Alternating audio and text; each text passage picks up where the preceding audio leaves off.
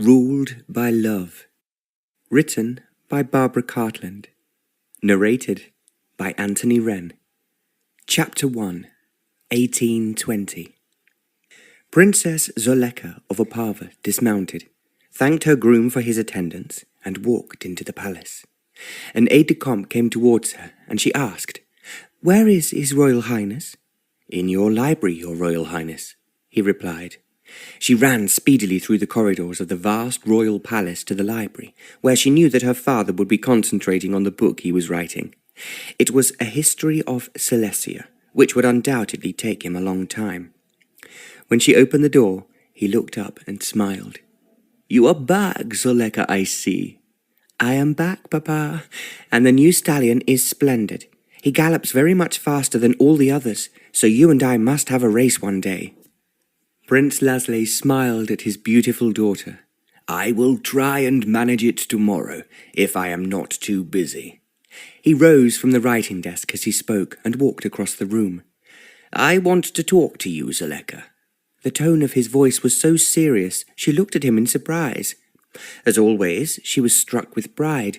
He was a very handsome man, and although his hair was now touched with grey, he still had an active and athletic body.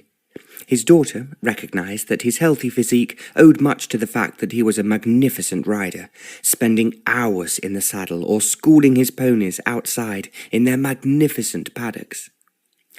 Prince Lászlé stood in front of the fireplace, which, as it was high summer, was filled with fragrant flowers, while Zoleka sat down on the sofa and waited. She knew only too well that when her father took up this particular position, he had something serious to say. When he did not speak, she asked encouragingly, "What is it, Papa?" "It is something I am afraid you will not like, but it is something you may have to do."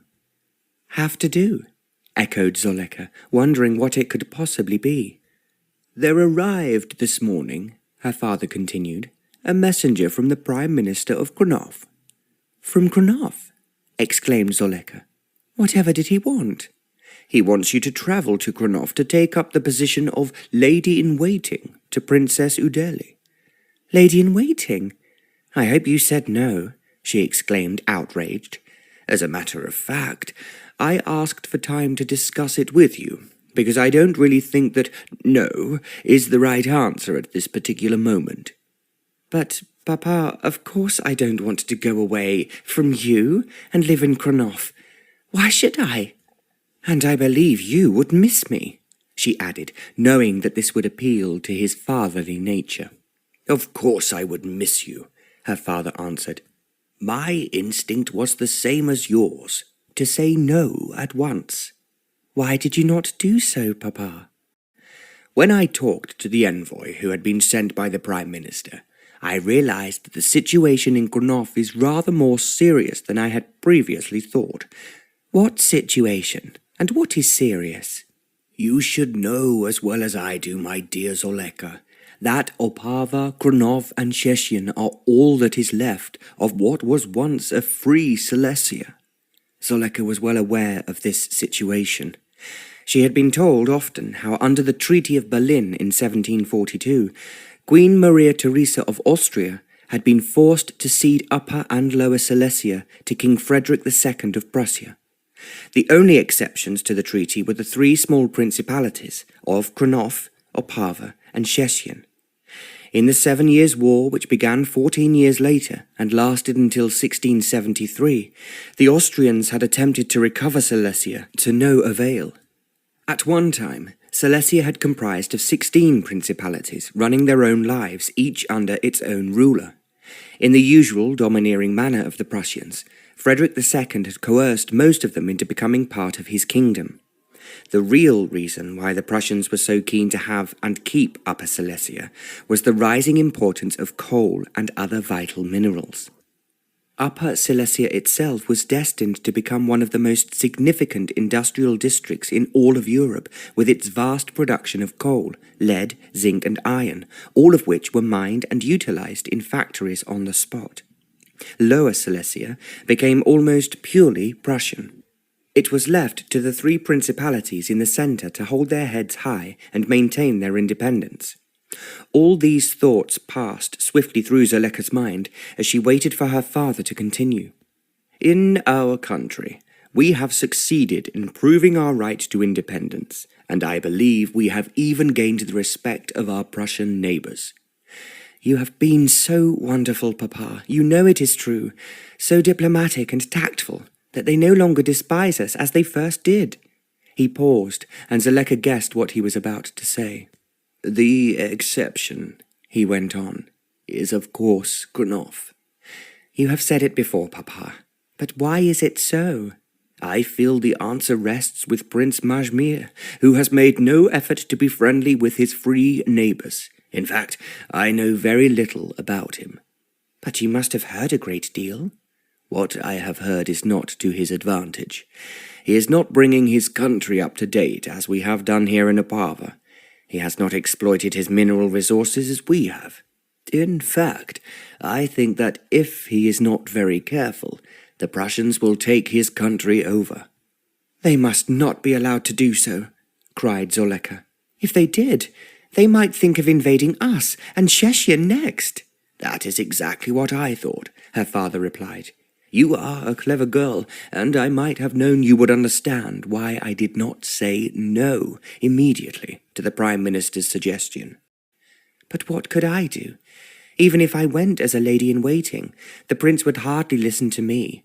I would just be miserable away from you, and would not be of any use to Krnov. I don't believe that's true.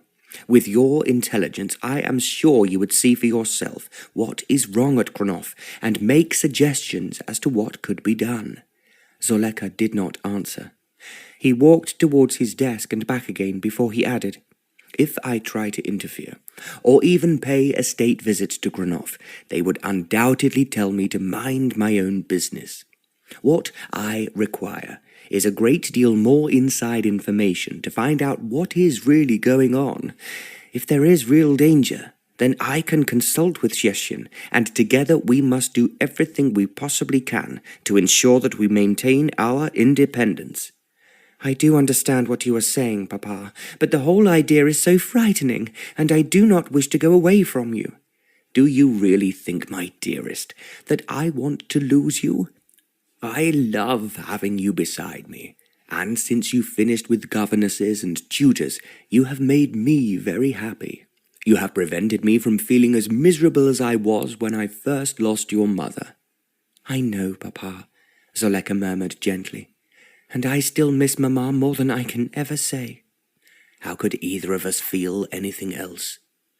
There was a note in his voice that instinctively spoke to her without words. The pain of losing her precious mother was just as acute as it had been when she died. Hers had been such an unexpected death. Princess Helen had seemed to be not only radiantly happy, but extremely healthy. She paid many visits to the poor, which she firmly accepted as her duty. Then, while doing so, she had caught a foreign fever from a man who had just returned from the East. The fever was unknown to all the local doctors, who did not realize how serious it was. By the time the prince had urgently sent to Vienna for its most renowned physician, Princess Helen was dead. It was a major blow to the whole principality, as everyone who knew her had loved her. She was almost worshipped by the poor people in the city. She had cared for them, assisted them, and looked after them in a way that no ruling princess of Opava had ever done in the country's history. No less than her adoring husband and daughter, the people found it hard to believe that they had really lost her. Princess Helen had been born English and was a distant relative of Queen Victoria. Theirs had been an arranged royal marriage, and yet her husband had fallen head over heels in love with her straight from the moment they had first met. She loved him in the same way as he loved her. They were blissfully happy, although she regretted that she could not give her husband a son. Even though they both absolutely adored their delightfully pretty daughter, who they thought looked just like an angel sent to them from heaven. Thinking of her mother, Zoleka asked aloud, "Do you suppose, Papa, that Mamma would want me to go to Krnov?" "I think your mother," her father answered quietly, "would feel that, as we have received a cry for help, we are honour-bound to do something about it." A cry for help, Zoleka repeated almost beneath her breath. Do you really think that is what it is? From what I have been told, the Prime Minister of Krnov and his cabinet are feeling very worried. Reading between the lines, I believe they are not as astute as they should be. But before I pass judgment, I need a great deal more information. Which you think I would be able to find out for you? You can but try, my dear. I am not only worried about Krnov, but about us. Zoleka gave a little shudder. The one thing no one ever wanted to be was under the yoke of the Prussians. They were a most efficient people, and there was no doubt at all that Upper Silesia had become richer since they had taken it over, but that was not to say that the Silesians were any happier under them. There were frequent tales of persecution, besides a great number of protests against new and severe taxation.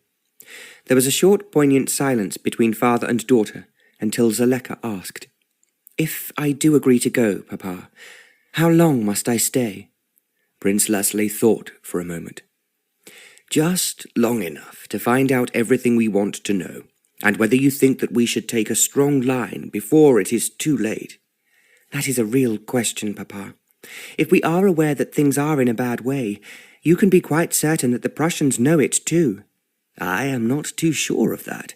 According to the man I talked to this morning, the majority of the people of Krnov are content with their life as it is. It is the Prime Minister, who has not been in office for very long, who is worried that laissez-faire might prove disastrous to their country. As it has done in many places, remarked Zoleka. Not only was she naturally very intelligent, she was also very well read. Her father had a magnificent library that continually broadened her knowledge and kept her learning. He so enjoyed reading every new book published on the subjects that he was interested in, and Zoleka followed his example. They enjoyed debating everything they had learned from each book, deliberately arguing just for the fun of it. Secretly, because it was a mistake to make trouble unless it was absolutely necessary, they both disliked the Prussians. They found it hard to feel convinced that the increase of prosperity, both in Upper and Lower Silesia, was worth the overwhelming presence of Prussians, who treated these countries contemptuously and their people like serfs. At the same time, they drew an enormous amount of advantage from them. If there were failures, the Prussians were very angry and more aggressive than usual. When the gold and silver mines became exhausted, they squeezed what they could out of the peasants. Each time this occurred, the 3 free principalities shivered and increased their defences. But recently, Krnov had not been following the lead of the other 2. They all realized that if it came to another war, they would not be able to stand up against the vast resources of the Prussians.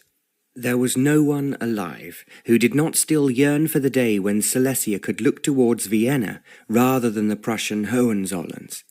Zoleka walked towards the window. The palace garden was a mass of flowers, and the white doves which her mother had introduced were flying round the fountain. How can I go away and leave you and this beauty which I love so much, Papa? We could say no. Tell them to go to hell and stay happy as we are.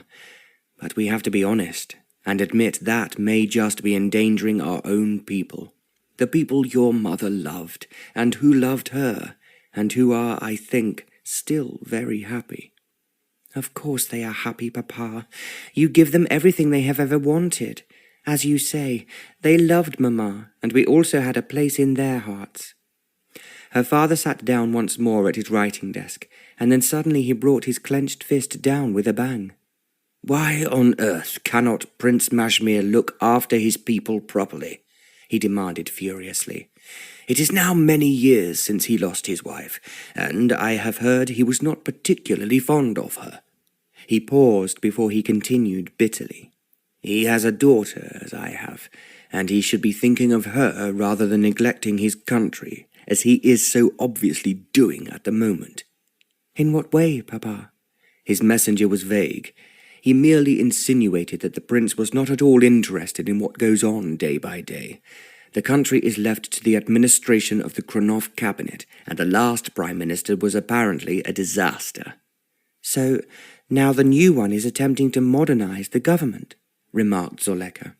It is going to be a big task, And, of course, I have not been told very much. It was just suggested by the Prime Minister that the Princess should have a lady-in-waiting, capable of helping her take her place as the rightful heir to the throne. Zoleka looked at her father in surprise. Prince Majmir is not thinking of abdicating? I do hope not. But if he did, there would only be an ineffective and totally inexperienced young girl of 18 to take his place. Which, of course, Zoleka said almost beneath her breath, would make an excellent excuse for the Prussians to walk in unopposed. You have said it for me, my bright daughter. That is exactly what I was thinking. Zoleka gave a big sigh. I tell you what I will do, Papa. I will go to Krnov for a short time to see what is happening. Then I will insist on returning home to you so that I can tell you what I have discovered. She smiled as she added, Of course, I could then have a serious illness which would prevent me from going back, and they would have to find someone else in my place. Her father held up his hands. You are going too fast, he protested. One fence at a time. If you go, my dearest, you know it will break my heart to send you away. But I think you will be doing a great service not only in helping Krnov, but in making me and Prince Vaslov of Cieszyn aware of what is happening. What is Prince Vaslov like? I have not seen him for some years, since he was finishing school and just about to go to university. When he left the latter, apparently with flying colours, he insisted on going round the world. That was sensible of him. When his father died 6 months ago, he took over as ruler as everyone expected, and I have been told that he is already bringing Cieszyn up to date in so many different ways. Well, that is certainly a step in the right direction at any rate, and if he has any brains, he will support you in anything you suggest in the future. That is just what I need. We are 3 independent countries, but we have to be united. Otherwise, we will be swallowed up by the Prussians like Upper and Lower Silesia, and cease to be the individuals we are at the moment. Zoleka gave a little sigh. Don't even think about it, Papa. It frightens me that those Prussians would so love to get their hands on our country and Krnov. Don't forget, we both have mines, and they are increasingly pleading for our lead, iron and zinc to supplement their own production. They are not going to have any of it, if I can help it. That is why, my precious daughter, I want you to find out all you can about what is happening in Krnov. He was silent for a moment before he added, I had actually set some inquiries in motion earlier, but when I heard nothing from Krnov and Prince Majmir never bothered to communicate with me, I thought it best to let sleeping dogs lie. I would have been only too glad to have agreed with you, sighed Zoleka. But now they have approached me, it is very difficult to refuse. As I have already indicated, I feel that only someone with your fine intelligence could find out what is really going on. Do we have any diplomatic communication with Krnov, Papa? There has been no reason for it. We want nothing from them, and they have wanted nothing from us. Until now. The prince rose and walked to the mantelpiece, and then back again, clearly deep in thought. I suppose, if I am completely honest with myself, I have been worried for some time as to whether we should do something positive about Krnov. But there has been so much going on, and it did not seem of great importance. So I ignored a little voice in my head which told me that something was wrong. I will try to find out what it is, Papa. Zoleka gave a deep sigh before she inquired, How soon do I have to go? As soon as possible. Let's get it over with, my dearest. I want you back here, and it is going to be a very miserable month or so for me while you are away. Where is the envoy who came from Krnov to see you? I sent him to talk to members of the council, but I think they will get very little out of him. I sensed he was scared to say too much, and had received strict instructions from his prime minister as to what he should and should not tell me. It does sound to me as if I'm going to have a very hard time learning anything in Krnov, Papa. Her father smiled. And I have never known you not to learn what you wanted to learn. Also, we must not forget that astute little third eye of yours, which you used to talk about when you were a child. When Zoleka was quite young, she had been given a book about Egypt. In it, she had seen that the Egyptian pharaohs had a strange bump on their foreheads. Her father explained to her at the time it was what the Egyptians called their third eye. They used it to know instinctively and clairvoyantly the truth which other people failed to see.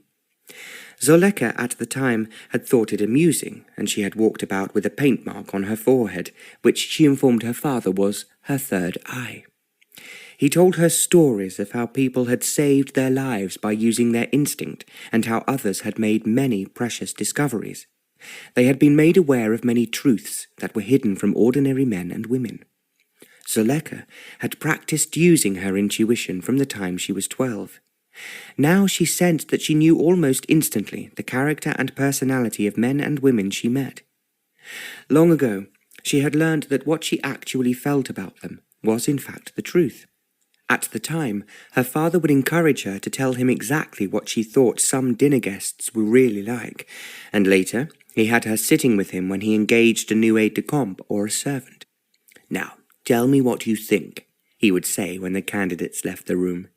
He was forced to admit that Zoleka was very clever in spotting a weakness in someone they had talked to. As she grew older, she used the same powers to choose those whom she wished to be her friends. She refused point-blank to speak to one visitor at the palace. Desperate to be accepted, the visitor constantly bought Zoleka and her mother bunches of flowers and presents. Before too long, it became difficult to accept the woman's kindness and still not invite her to any royal festivities. "She is bad, Mamma," Zoleka had said, "and I have no wish to accept her presents." "You can hardly refuse them, dearest," her mother had replied firmly. Zoleka had accepted the largesse and thanked the woman politely, but later her mother found she had made a bonfire and burnt the presents until there was nothing but ashes. "How could you do anything so foolish, Zoleka?" she scolded. "If you do not want them, there are plenty of girls your age who would be grateful for them." "They are bad, Mamma, and I don't want anyone to touch them," Zoleka insisted. It was a year later that the woman in question was found to be an addict and arrested for smuggling drugs into the palace.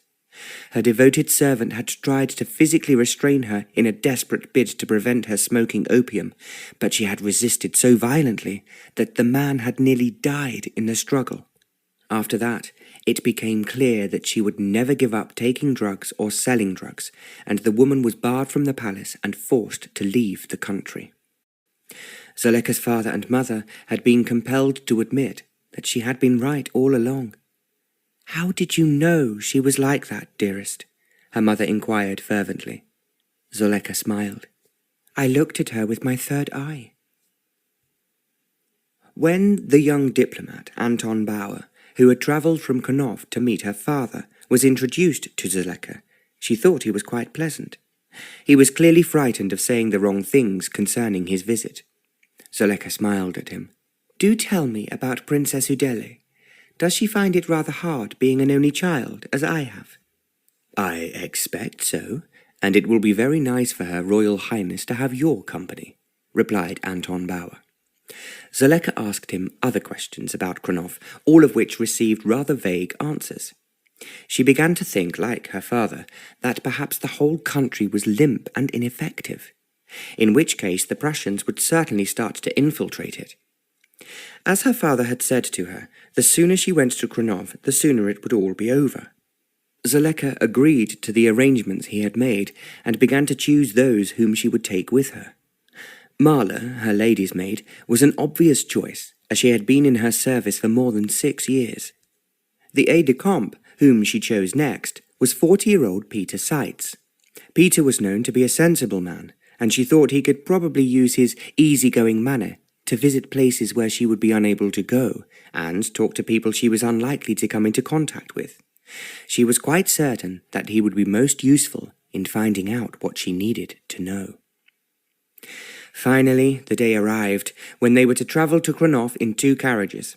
It was not a particularly long journey, but some of the route was over mountainous roads. The night before Zoleka left, she dined alone with her father, which they always enjoyed so much more than when they had to have other people with them. You must take extra good care of yourself, Papa, whilst I am away, and think of me every day. You know I will, my darling. I shall miss our rides, and the times like this when we can be together and talk without being afraid of being overheard. That is one problem I was thinking about. Do you imagine that the palace in Krnov has concealed holes in the walls through which a spy can see or overhear? I have heard so many stories about this happening in Russia and other countries. I think, my dearest Zoleka, that they will simply treat you as a charming young girl, who will be a nice companion for their young princess. He smiled before he continued. I don't think that Anton Bauer would believe for a single moment that you might be an ambassador for your country. An ambassador with a keen eye and ear who will miss nothing, exclaimed Zoleka. What you must not do is to put anything down in writing, her father warned. Then how am I to tell you what I have found out? I think the easiest way would be to take a second aide-de-camp with you who you trust. He can always be sent backwards and forwards, ostensibly with gifts and to fetch items for you, but really to tell me what you want me to know. Zoleka clasped her hands together. You are quite right, Papa. We should have thought of it before.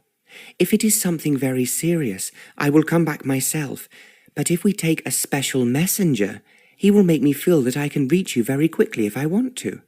You are not to anticipate anything really nasty or untoward happening. If you do, it might perhaps prejudice you unreasonably. I would not do that, Papa. It is just that I think we should be prepared. I am afraid you may be disappointed, my dearest. You will find Krnov exceedingly dull and may learn very little after all. Zoleka threw up her hands. Now you're trying to put me off the trip, Papa. You know I will find it dreadfully boring, in which case I will return home at once, and then the Krnovians will have to look after themselves. I have the feeling that is what Prince Majmir really wants. It is only that I am so very frightened of losing our independence, which is so precious to us all. Of course it is, Papa, and something we must not lose whatever happens. I will do my best, and no one can do more. I wouldn't mind betting that your best will be very good indeed, as it always has been. Now you are flattering me, and I love it. When you come back, her father suggested, we will throw a ball, which will be the finest ball we have ever given. He put his hand over hers. I am feeling rather guilty that I have not given you enough parties, which your mother would have wanted for you now that you are 18.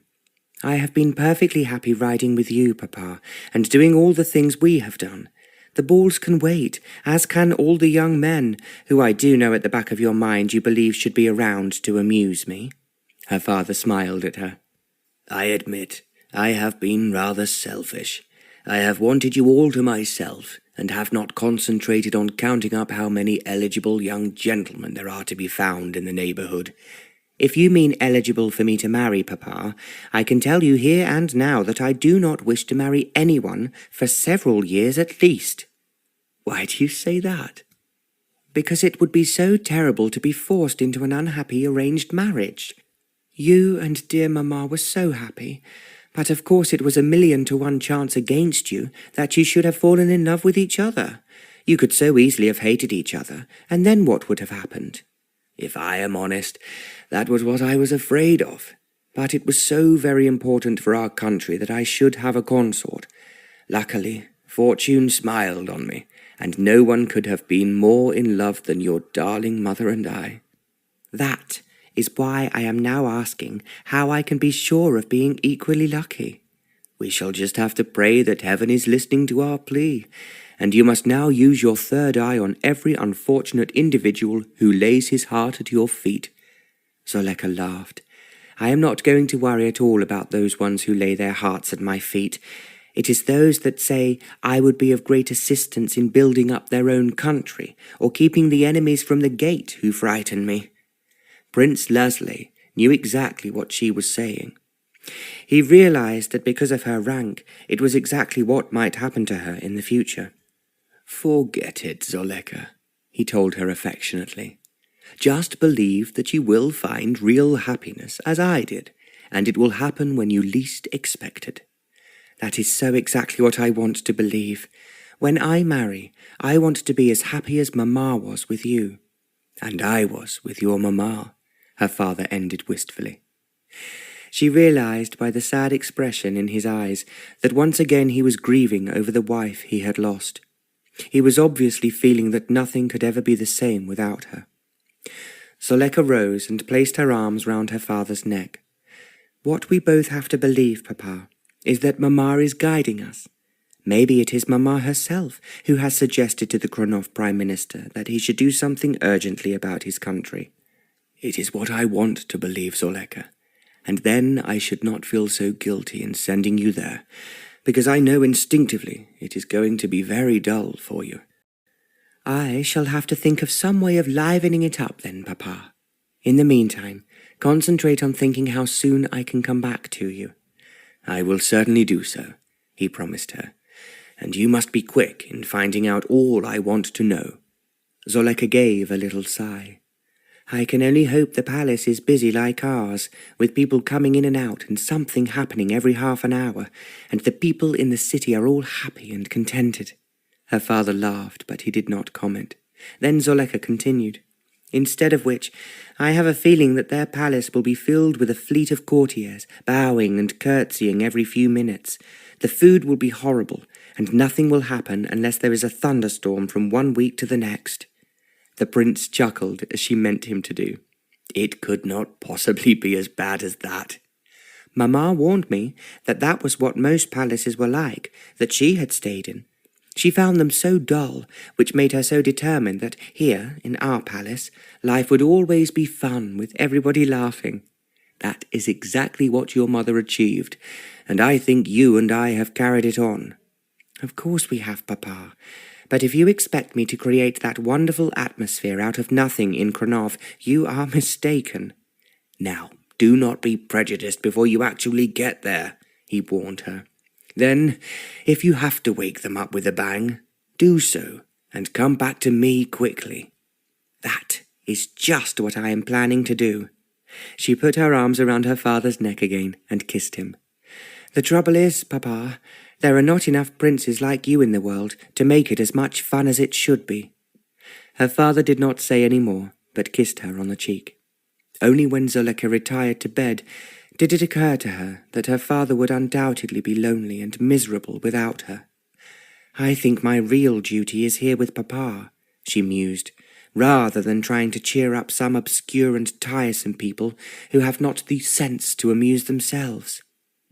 As she undressed, she recalled the real reason why she was being sent to Krnov. The Prussians, with their gaudy uniforms, their guns and long marching columns of men, were waiting, poised on the borders. One day, they would march straight into the country, and Krnov would lose its independence overnight. I have to save them from that ghastly nightmare, if I possibly can, she determined. At the same time, she had not the slightest idea how she could possibly do it. She did not want her father to find out, but she was feeling afraid. Chapter 2. Before Anton Bauer started out for Krnov to report that Her Royal Highness Princess Zoleka would be most delighted to be lady-in-waiting to Princess Udele, Zoleka had a long talk with him. Her father was back working on his book, so there was no interruption. She was quite determined to find out as much as she could about the palace in Krnov. Tell me all about it, she urged him coaxingly. He seemed more relaxed than he had been with her father. As a matter of fact, Your Royal Highness, I have brought with me a plan of the palace, thinking I might be asked for it. That was most thoughtful of you, she remarked to him flatteringly. Please, let me see it. He took it out of his pocket and proudly showed her the entrance, which seemed impressive, and then the reception rooms on the ground floor. There was a staircase going up to the next floor. Is that where the staterooms are? She asked. Anton nodded. That is right, Your Royal Highness, although I am afraid they are usually empty, as we do not entertain very often these days. That must be very boring for the princess now she's 18, replied Zoleka. There was no answer to her remark from Anton, so she next looked carefully at the plan of the staterooms. You have quite a number of them. Tell me, which is the prettiest?" "They are all named after flowers," Anton replied, "and everyone admires the one which is called Roses. I suppose it is decorated in pink." She looked at the wings of the palace and asked, "Now, where does Her Royal Highness sleep?" "The schoolroom and the princess's bedroom are located on the second floor of the east wing, and she has not moved out now she's grown up." "Oh, no." Zoleka said no more about the palace, but inquired about her arrival. "Your Royal Highness will be greeted at the border of our two countries," Anton told her, "and, as I have the privilege of meeting you, I expect I shall be sent with a carriage to convey you to the palace." He thought that Princess Zoleka was looking a little disappointed, as if she expected a more formal welcome. He added quickly, "There is a good posting inn just inside the border, and I thought you would like to stop there for luncheon." "That is a good idea," agreed Zoleka. "I expect you have already been told that I shall have an aide-de-camp with me, as well as my lady's maid who will travel with the luggage." "I will make all the necessary arrangements, Your Royal Highness," he promised. When he had left, Zoleka thought over what he had told her. She decided that she must, as her father had urged, wake up the palace at Krnov with a bang. She did not, however, say anything to her father, but made plans in her own mind. To her lady's maid, Marla, she said, "I have to appear impressive, and there is no time to purchase any more clothes. What is there in my wardrobe that will make the Krnovians look up, if nothing else?" There was a pause before Marla replied tentatively, "Your Royal Highness knows that your mother's beautiful gowns will fit you." "Of course they will, and I know Mamma would not mind my using them when I have a very important reason for doing so." She and Marla walked into her mother's room. It had been left exactly as it was after she had died, and her father had ordered that nothing was to be moved. Zoleka knew he often went to her room by himself, feeling that he was with his beloved wife again. All the gowns that her mother had brought for state occasions were hanging in the wardrobe, and they had been carefully looked after by the palace housekeeper. She chose 3 that glittered with diamante, which had been worn by her mother on special occasions, like the opening of Parliament or the wedding of a relative. There was one gown her mother had worn at a huge ball that had been given at the palace. Zoleka had been too young to attend it, but she had, however, been allowed to watch all the glamorous dancers from the balcony. She could remember how beautiful her mother had looked as she received the guests and opened the ball with her father. Zoleka now went to the wardrobe room next door, where there were hats, wraps to wear in the evening, and a great many attractive handbags. She and Marla chose what they thought was most suitable for her, all far grander than she would ever have worn at home. Again, Zoleka did not tell her father, as she thought it might upset him, although he had in fact suggested she should take some of her mother's jewellery with her. "Now you are older, you can wear pearls round your neck," he conceded, "and very occasionally bracelets in the evening." He smiled lovingly at her, before adding, "You are so lovely, my dearest girl, that you do not need gems to make you glitter." Zoleka kissed him for the compliment. She packed the jewels most carefully into a case, as she knew the loss of any of them would upset her father, because they were such a strong link with the wife he had adored. For her arrival at the Krnov palace, she put on one of her mother's smartest dresses, but she did not wear a hat when she went down to breakfast with her father. She thought he would not remember the gown, but undoubtedly he would notice the hat was a lot smarter than anything she had worn when she went out with him to visit someone in the city or attend a banquet. However, he was not concerned at that moment with her looks, but that he was losing her. "I shall miss you every moment you are away, my dearest," he admitted, "and it would be quite safe for you to write to me, if it is only to tell me you are missing me." "You know I shall be doing just that, Papa. I will send Peter Seats back with any information which I think is especially significant. I think you are wise to have chosen him. He's an intelligent man, and I have told him I want to know what is concerning the ordinary citizens of Krnov with whom you would not be able to circulate. I have chosen as my other aide-de-camp someone who can come backwards and forwards more often, and it is someone who may surprise you." "Who is it?" "Count von Hofmannstall." Her father looked at Zoleka in astonishment. The Count? Why on earth have you invited him? For one reason. Because I want to impress, or rather wake up the prince and his entourage at the palace. Also, because the Count is such an intelligent young gentleman that he may be able to find out more about his Royal Highness than I can. Prince Lászlé remained silent as he was thinking. Franz von Hofmannstall was the youngest member of one of the most distinguished and influential families in Austria. His father, the Archduke, son of the Emperor of Austria, was well known and welcome in many countries in Europe. He had sent his son to Opava because the prince's horses were so famous, and young Franz was very anxious to become an even better rider than he was already. The Archduke, who was a long-standing friend of Prince Lászlé, had written, "It will be very good for Franz to have a change of air, but I don't wish him at the moment to go too far away. I'm therefore sending him to you, where I know he will be very thrilled with your horses and learn to ride as brilliantly as you do yourself. It is also most important for him to get to know all about the 3 Austrian principalities that are still free of the Prussian yoke.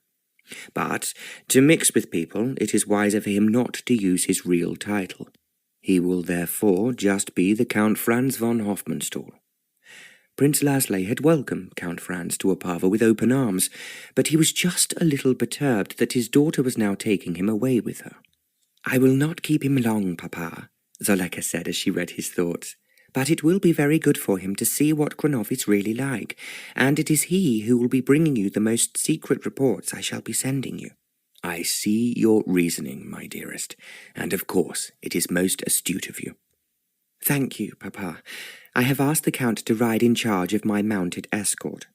She paused before she added, "I have also asked him to choose the 6 men who will form the escort." The prince threw back his head and laughed. "You are certainly doing it in style, dearest, but you are quite right.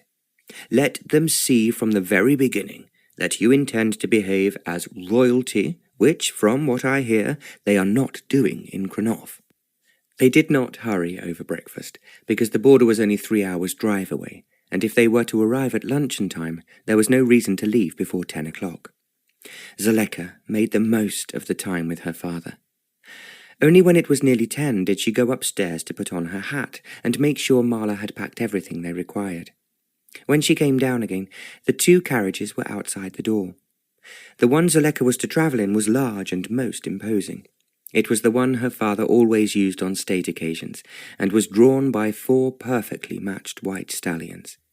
The coachman and footman were dressed in Opava state livery, and looked extremely smart. Zoleka had already told the Count that they were to arrive with a flourish and all flags flying. He too was dressed in his smartest uniform, with a splendid feathered hat, and he was riding one of her father's most spirited and best-bred horses. The escort consisted of 6 uniformed cavalrymen, who were also beautifully turned out. There was a distinct smile and a twinkle in the eyes of Prince Lászlé when he saw his daughter off. "Goodbye, darling Papa," she called. "I'm trying to think of this as the beginning of an adventure, but I keep wishing you were coming with me." "I would find it very amusing. You must write and tell me all about your reactions to your appearance. It will undoubtedly be a shock to the Krnovians." "That is just what I intend it to be." She put her arms around her father's neck. "Please, darling Papa, think of me and pray for me. Without you, it is all rather frightening." "You can be sure I shall be praying for you every day and missing you." He kissed her again as she stepped into the carriage. Peter Seitz, also smartly dressed, was in attendance, and they drove off. Zoleka waved to her father until they were out of sight. She could see with some satisfaction that they were being followed by another large carriage, in which Marla was sitting with all the luggage. The horses were fresh, and they moved swiftly over the roads, which the prince had insisted must be improved all over Opava. "If there is one thing I dislike," he had often said, "it is rough, rocky roads when they need not be so." He had therefore given a great deal of employment to men out of work, and they had widened and resurfaced the roads in every part of the principality. As they drove along, Zoleka said to Peter Seitz, I know my papa has told you why we are going and how important our mission is, but maybe we are being over-anxious. We may find that Krnov is more up-to-date than we expect, and all our fears are groundless." "That is the news I hope to take back to His Royal Highness," replied Peter, "but from what I gathered from the envoy who brought us the Prime Minister's request, who I understand will be meeting us at the border, things are even worse than we have already heard." "I thought maybe you would get him to talk, Peter.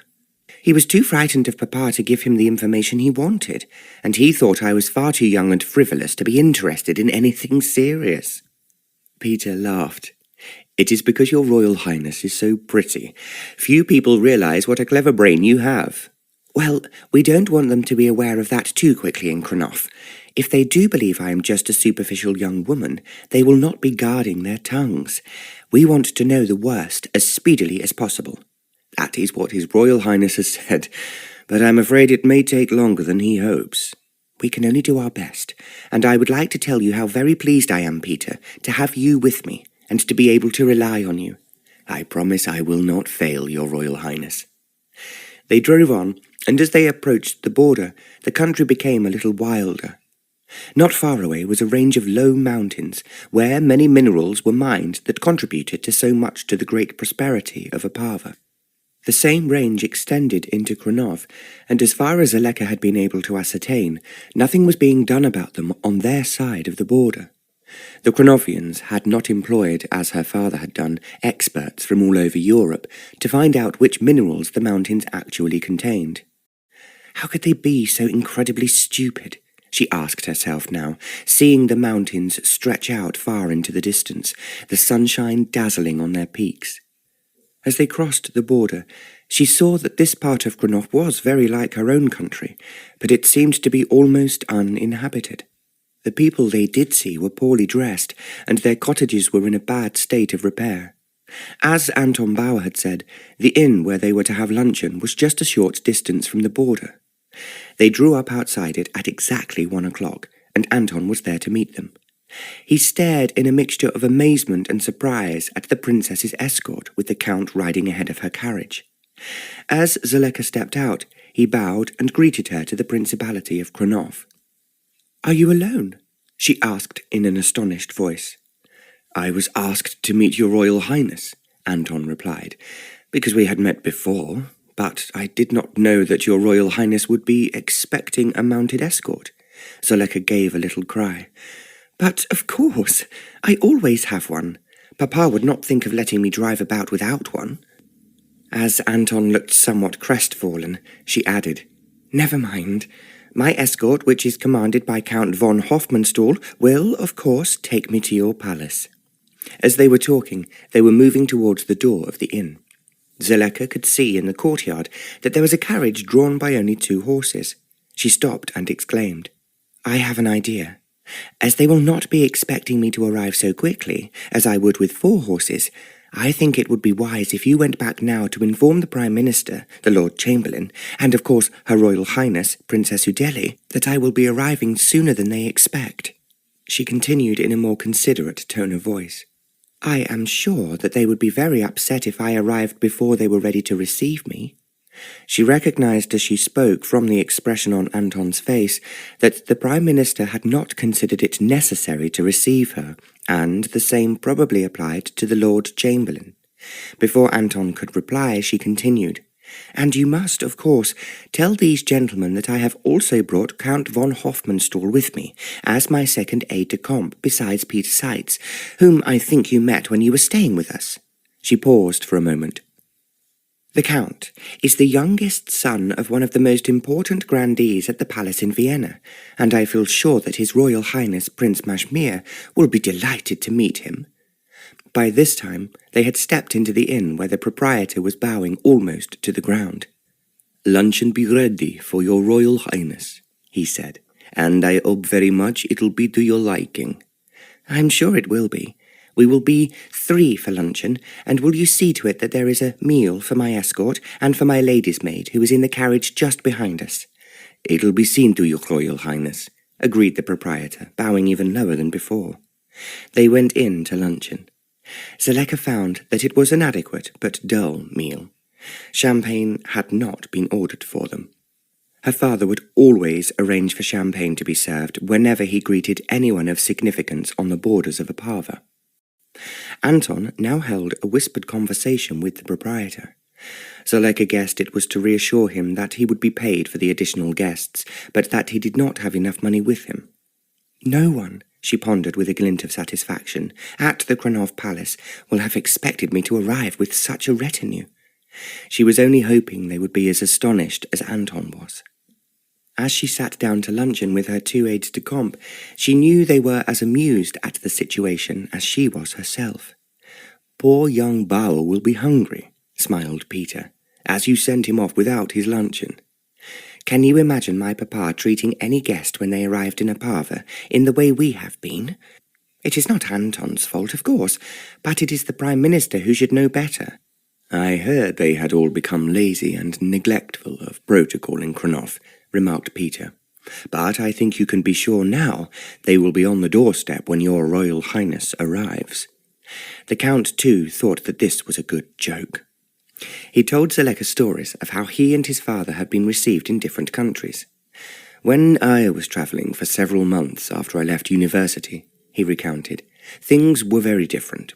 I did not use my title, as I wanted to see how the extraordinary people behaved, and I believe it was a good experience." "Of course it was," agreed Zoleka, "and I admire you very much for doing it. You will find it a great help in the future if you're going into the diplomatic service." "That is what I may do," the Count replied. "But my father has such extensive possessions all over Austria that at present, as he is not in such good health, I find myself running from one to the other to make sure everything is in order as he would wish it to be." He spoke in a manner that told Zoleka he enjoyed being in control and having people obey him. She thought, as she had before, that he would be of great assistance to her, and also that what they were going to experience shortly in Krnov would be of considerable help to him in the future. They did not hurry over their luncheon. When eventually they drove off again, the sun was shining. The part of the country they were now entering was more attractive than the borderland, but here too, however, the people looked poor and badly dressed. The houses were not built well, and a great number of them were in need of repair, and they passed through several small towns that did not seem at all prosperous. Once again, Zoleka was thinking how stupid it was of Prince Majmir not to develop coal and other minerals in his country, as her father and Prince Vaslov were doing. It took them under 2 hours to reach the capital of Krnov, where the palace was situated. The capital certainly looked more prosperous, and the houses were much better built, but the citizens looked apathetic. They stared in amazement at the princess's carriage and her escort, and yet there was no question of cheering or waving as her own people always did to her and her father. The palace, as they approached it, seemed to look impressive. It was high above the city, and being built of white stone was at least conspicuous. Zoleta's mounted escort looked very smart as they turned in through the gates. The sentries came immediately to attention. There was a long driveway passing through the gardens, bright with blossom, but they did not compare in any way, Zoleka thought, with the gardens at home. She had tidied herself at the inn before she left, and now she took a quick glance at her face in the little mirror in her handbag. With her eyes shining and the sun catching the glint in her fair hair, she looked very lovely in her mother's hat. The carriage came slowly to a standstill outside the large doors of the palace. Zoleka saw Anton Bauer waiting for her, and behind him, just in the doorway, were 3 people. "He has done it," she whispered to Peter. "I am sure that is the Prime Minister and the Lord Chamberlain." "Your Royal Highness was very clever to get them here," replied Peter. The carriage door was now opened by a footman in royal livery. Zoleka stepped out. She walked towards the one female in the reception party, who she guessed must be Princess Udele. She realized, as she did so, that the princess was very pretty, but looking rather frightened. In fact, she saw the Lord Chamberlain put his hand on her back as if to push her forward. Zoleka kissed her on both cheeks. "It is delightful to meet your Royal Highness," she said, "after so many years of being kept apart." "Welcome to Krnov," greeted Princess Udele in a faltering voice.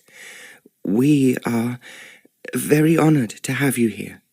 It was obviously what she had been told to say.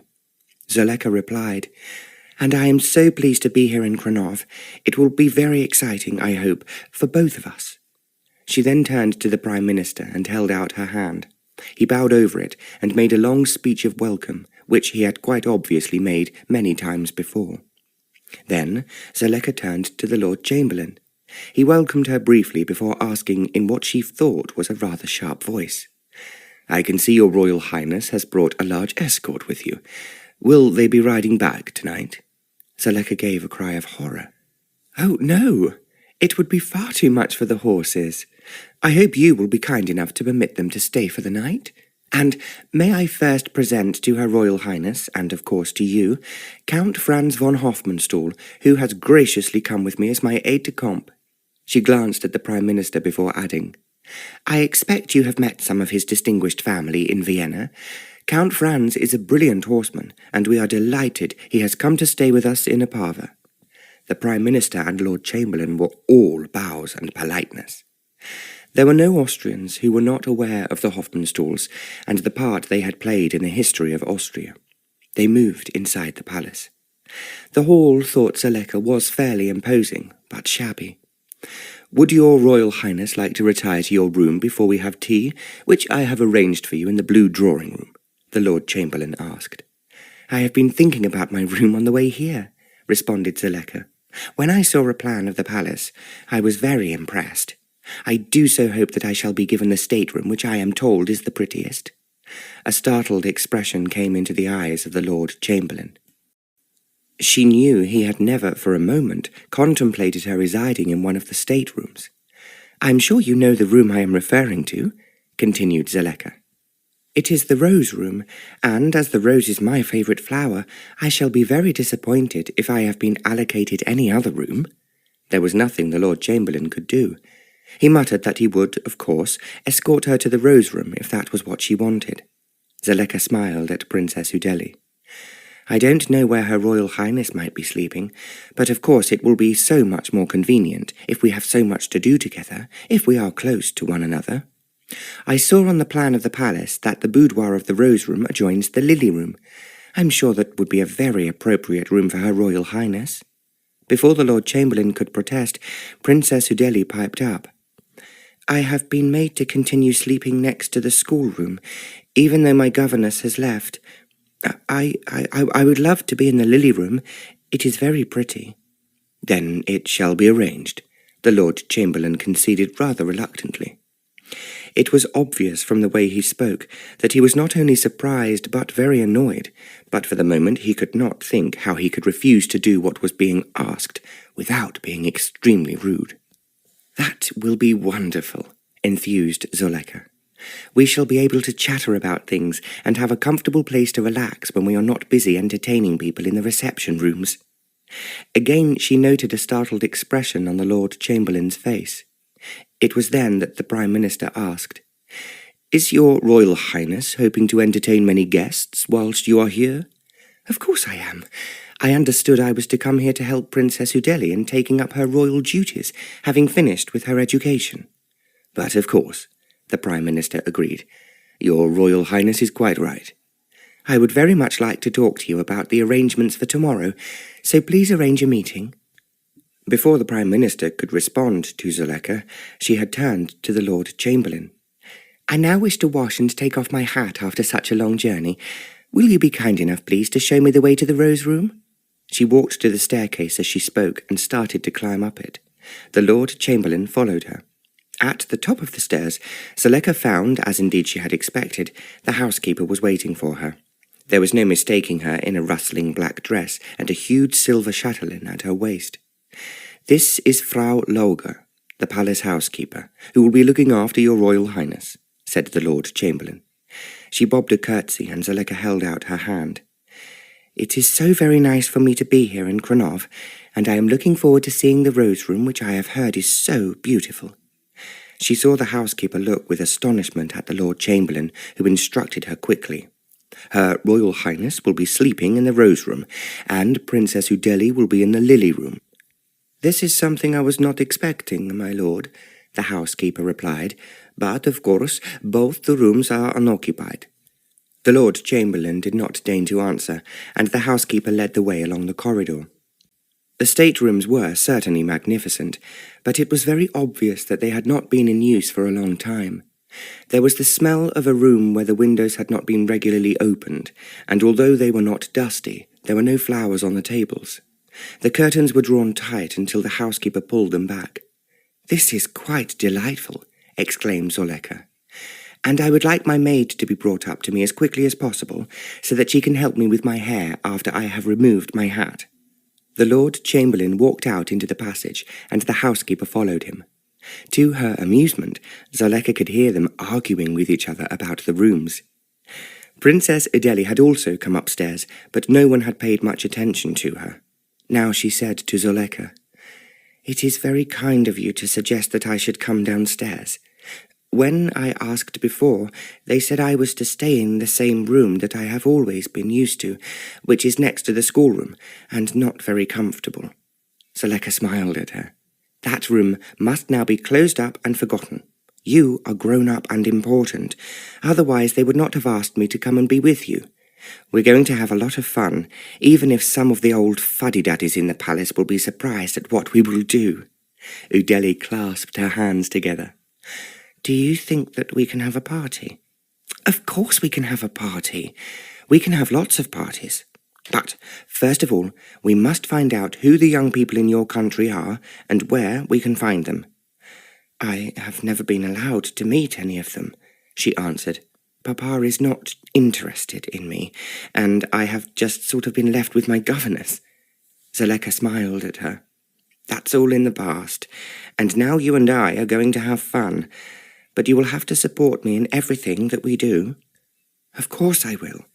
Thank you so much for coming, Princess Zoleka. It is very kind of you." Zoleka removed her hat and was wondering what had happened to Marla when she arrived.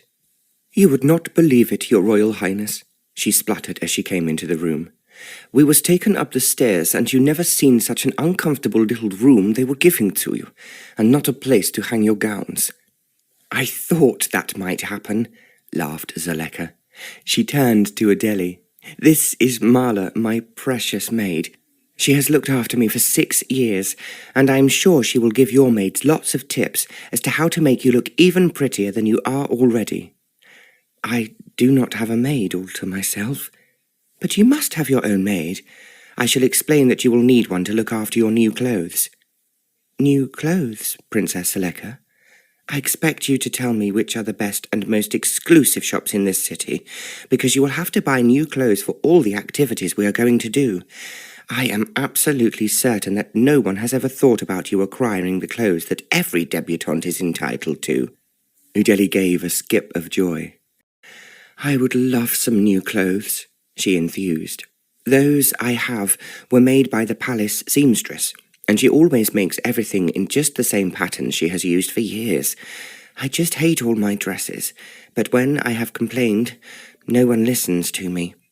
"I will listen to you, Udele, but now we must hurry and go down to tea. Marla will see to everything here." "You can leave it all to me, Your Royal Highness," Marla now chipped in. "I knew you wouldn't put up with that nonsense of being pushed away in what had once been the nurseries." She spoke with such contempt that Zoleka giggled. Then, slipping her arm through Udele's, she urged, "Now come along. We have such a lot to do and so much to plan. You must help me jump the hedges which stand in our way as quickly as possible." The two girls were laughing as they ran down the stairs. The large reception room where they were having tea was fairly comfortable, but Zoleka considered that it lacked a woman's touch. There were no flowers, which she knew would have displeased her mother. The Lord Chamberlain and the Prime Minister were waiting for them. "I thought that Your Royal Highness would wish to pour out the tea," suggested the Lord Chamberlain rather severely. "But of course, I'm quite sure that your chef has prepared some delicious cakes and scones for us to eat after rather a dull luncheon." There was a pause, and somewhat uncomfortably the Lord Chamberlain responded. "I am afraid that I did not think of sending any food from the palace with Anton Bauer when he went to meet you."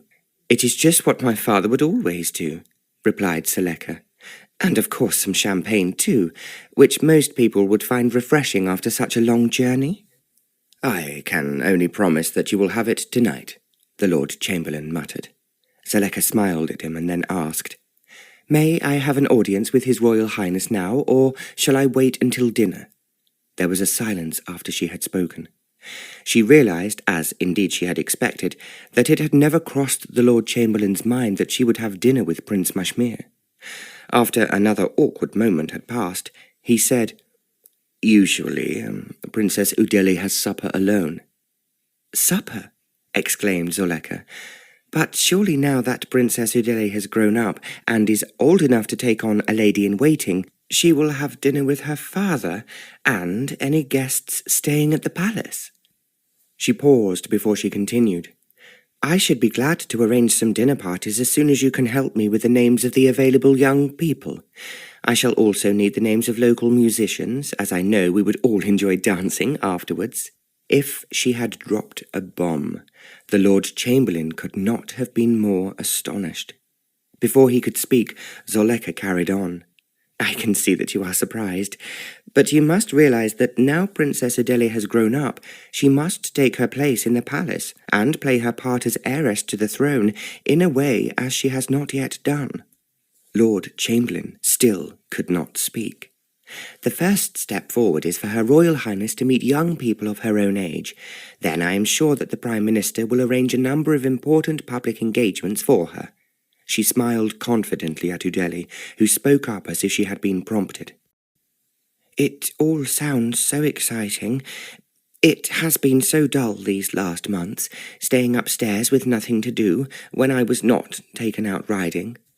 "For the future," asserted Zoleka, "it will not be a question of people taking you out. You will be giving your orders as to where and when you want to go, and as I love riding, we will ride as much as we can, and on your father's best horses."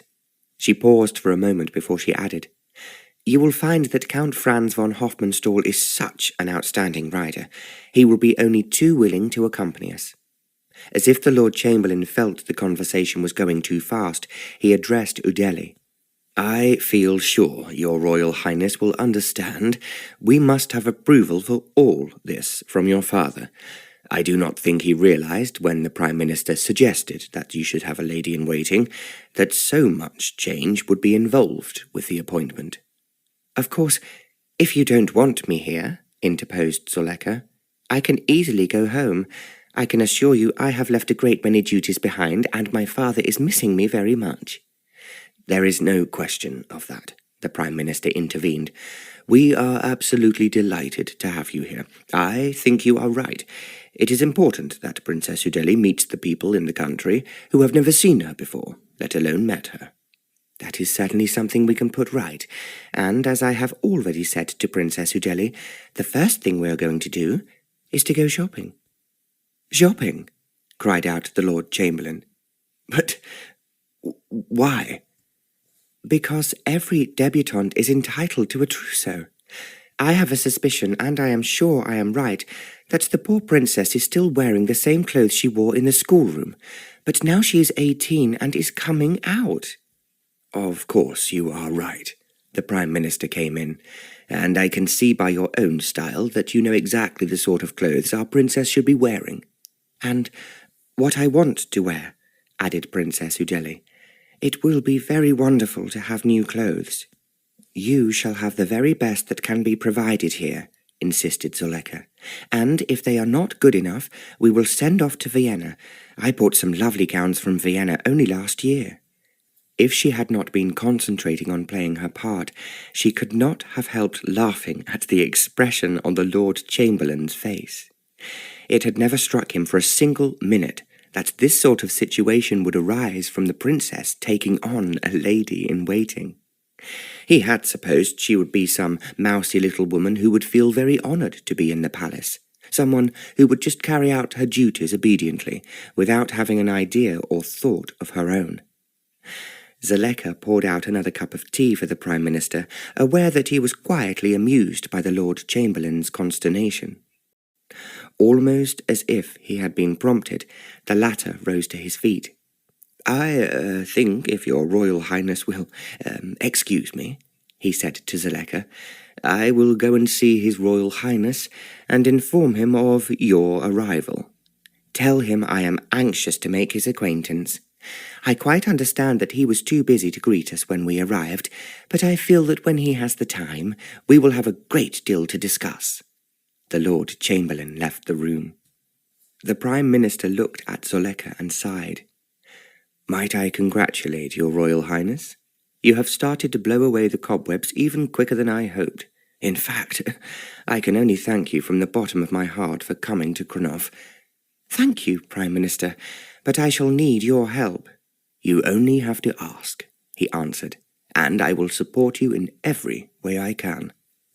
Before Zoleka could say any more, the door opened and the Count and Peter Seitz entered.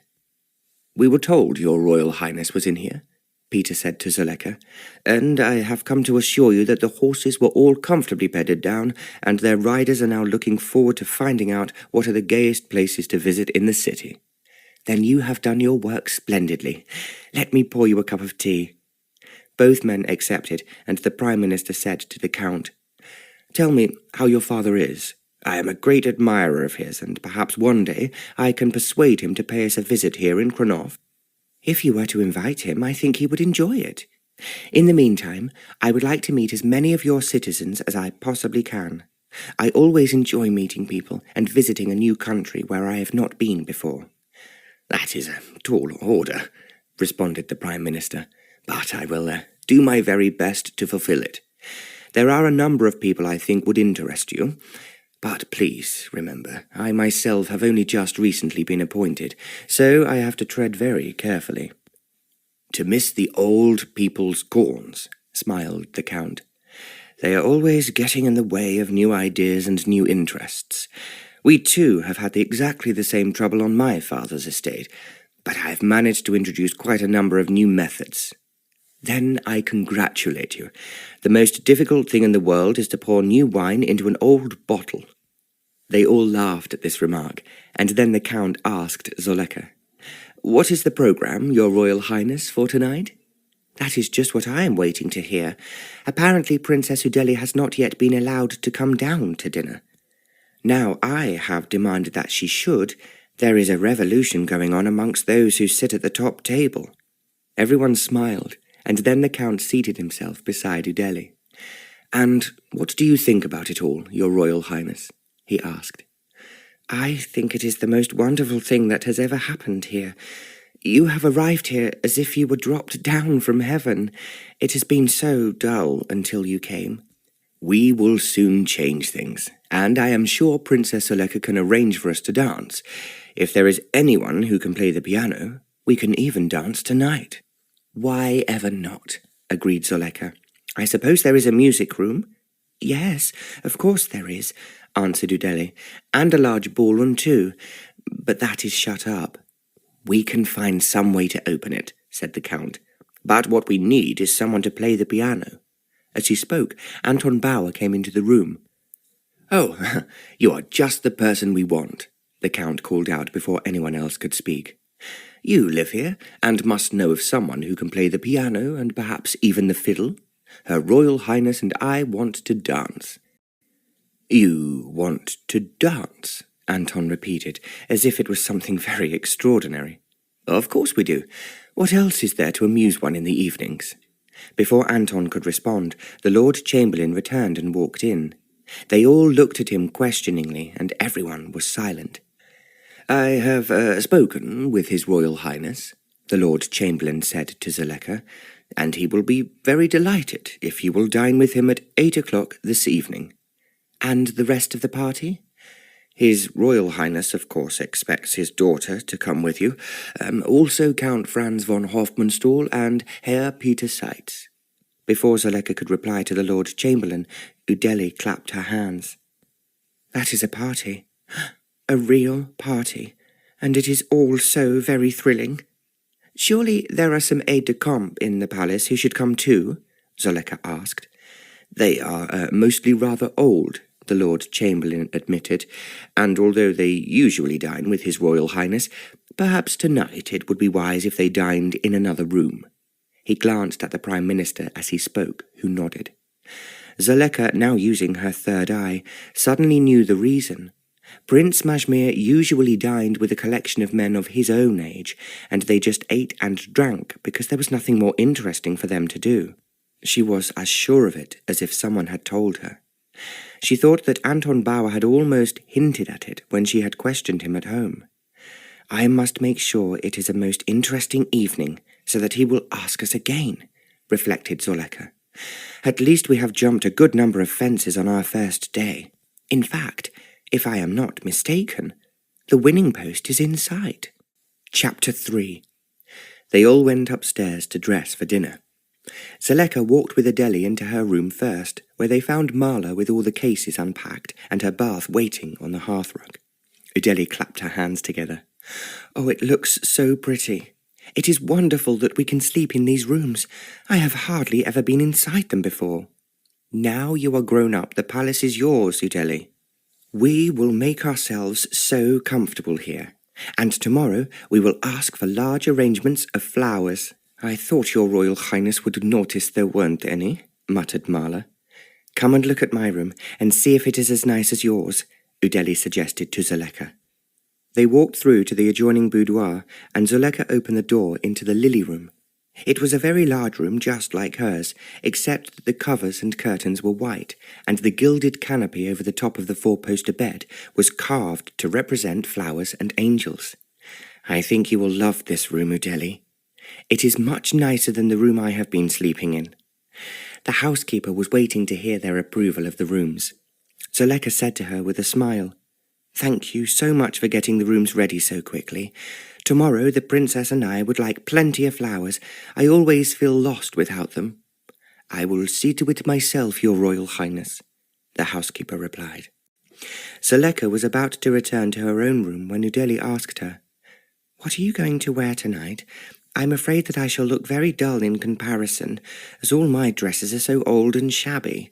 I have not had anything new for a very long time." "We will go to the shops tomorrow. Meanwhile, as we are about the same size, I will lend you a dress to wear this evening. Otherwise you might feel embarrassed." "If you are as smart as you look now, I should feel very embarrassed. I have nothing but the dull afternoon dresses I changed into for tea with my governess." "Come into my room and let me choose an evening gown for you," suggested Zoleka. She turned to the housekeeper. "I would like you to come too, so that you can help Her Royal Highness into it."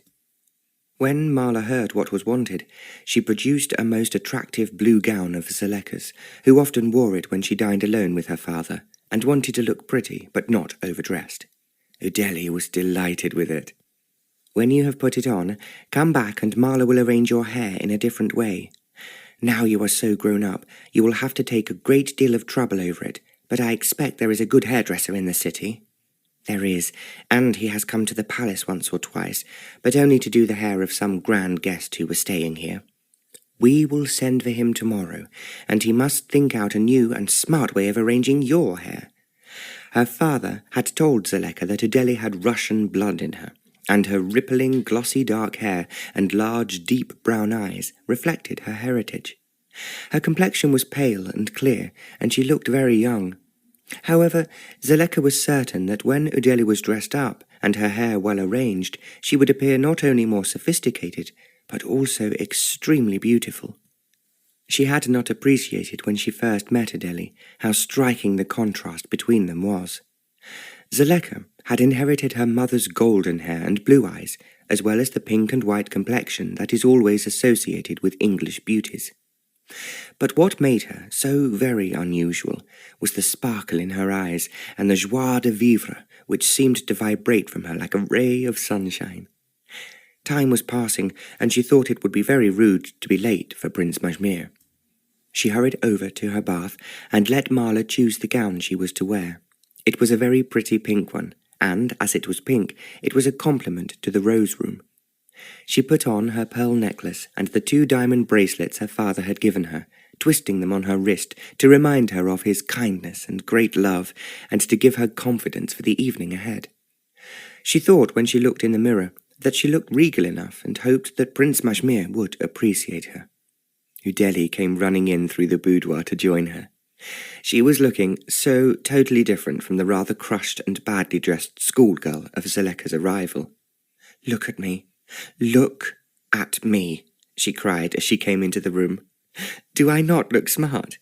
You look very lovely, Udele, and that is how you will always have to look from this moment on." Udele put her head on one side. "I doubt it, if I only have one dress to wear," she quipped, stroking the soft fabric of her borrowed gown in wonder. "We are going shopping tomorrow, and no one can stop us. And then a real fairy tale princess will astonish and delight the whole of Krnov." Udele was amused by the idea. When they walked down the stairs together, she was talking animatedly. An aide-de-camp was waiting in the hall to escort them to Prince Majmir's private apartments. He was elderly, and Zoleka thought Anton had been quite right in thinking it would be a mistake to have him to dinner with them.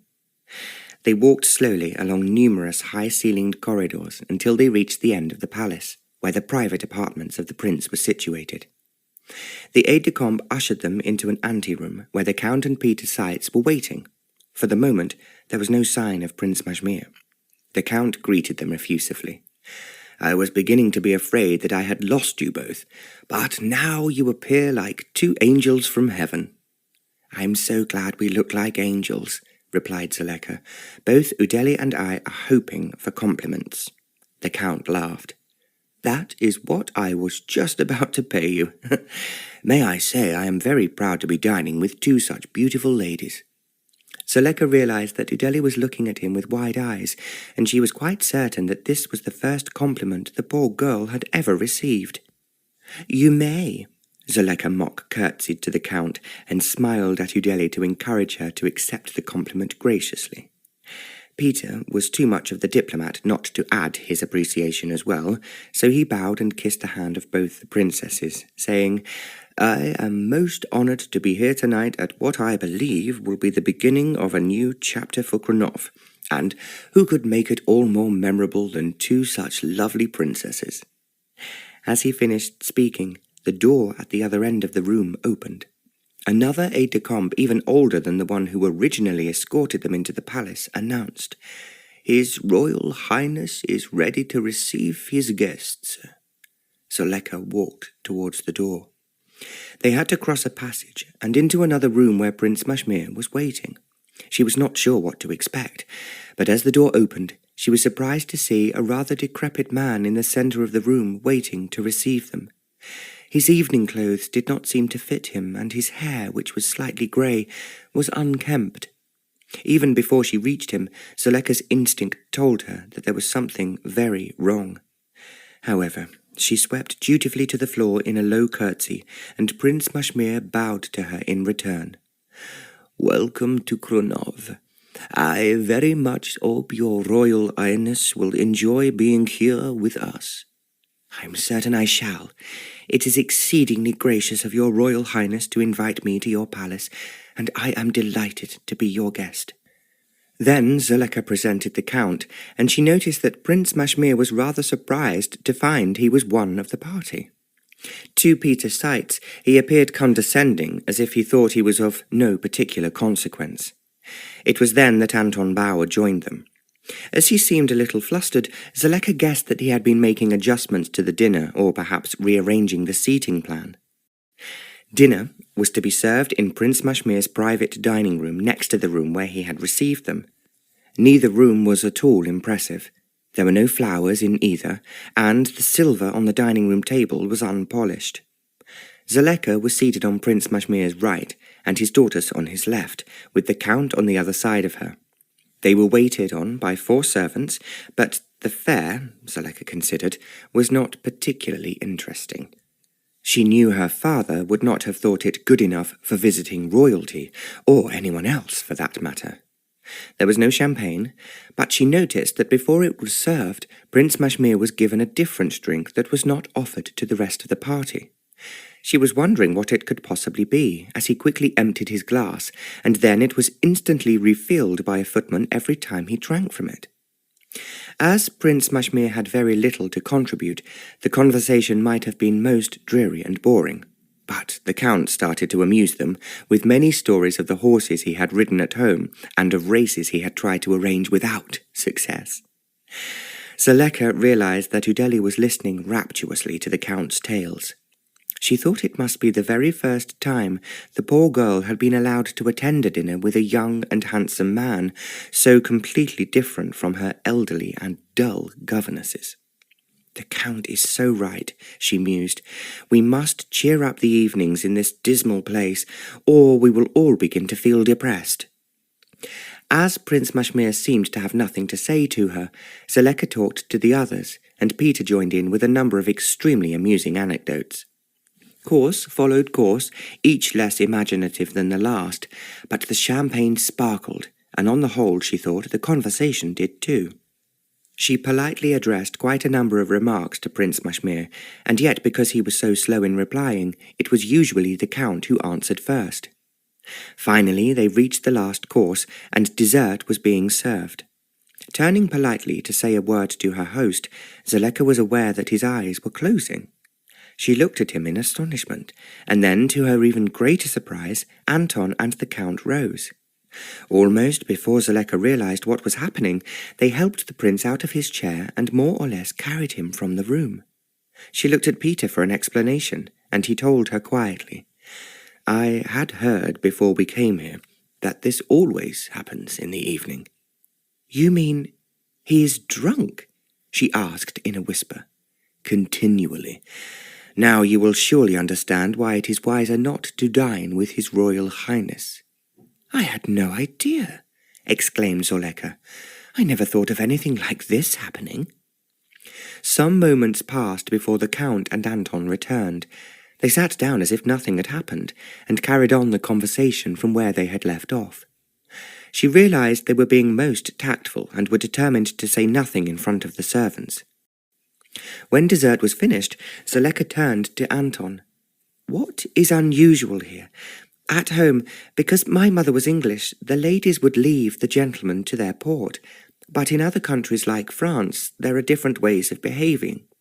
"As I personally don't care for port," suggested the Count, "I think we should all adjourn to the sitting-room, where I am sure there will be coffee and liqueurs." Anton Bauer gave a laugh. "That would be something unusual, but I will see to it. Princess Udele knows the way to the room which you will be using in the future." "Is that the one you showed me yesterday?" Udele asked him. "Yes, Your Royal Highness." "Oh, that is good. It is a very nice room, and I am sure our guests will like it." "Let's all come with you and see it for ourselves," proposed Zoleka. They walked back into the other part of the palace, and Udele led them into a room which she said was always used by guests. It was a beautifully furnished room with many fine pictures on the walls and exquisitely carved gold mirrors, an amazing contrast to the dreary rooms occupied by Prince Majmir. Zoleka looked at Anton for an explanation. These rooms were decorated for Princess Udele's mother just before she died. She had been complaining for a long time about the palace looking dull and dismal, and finally Prince Majmir gave in and ordered the decoration of several rooms as a Christmas present. He gave a sigh before he continued. "I have always considered it wrong that Her Royal Highness was not allowed to use them, rather than the dull nursery upstairs." "Well, she will most certainly be using them now," asserted Zoleka. "Is there a dining room?" Anton smiled.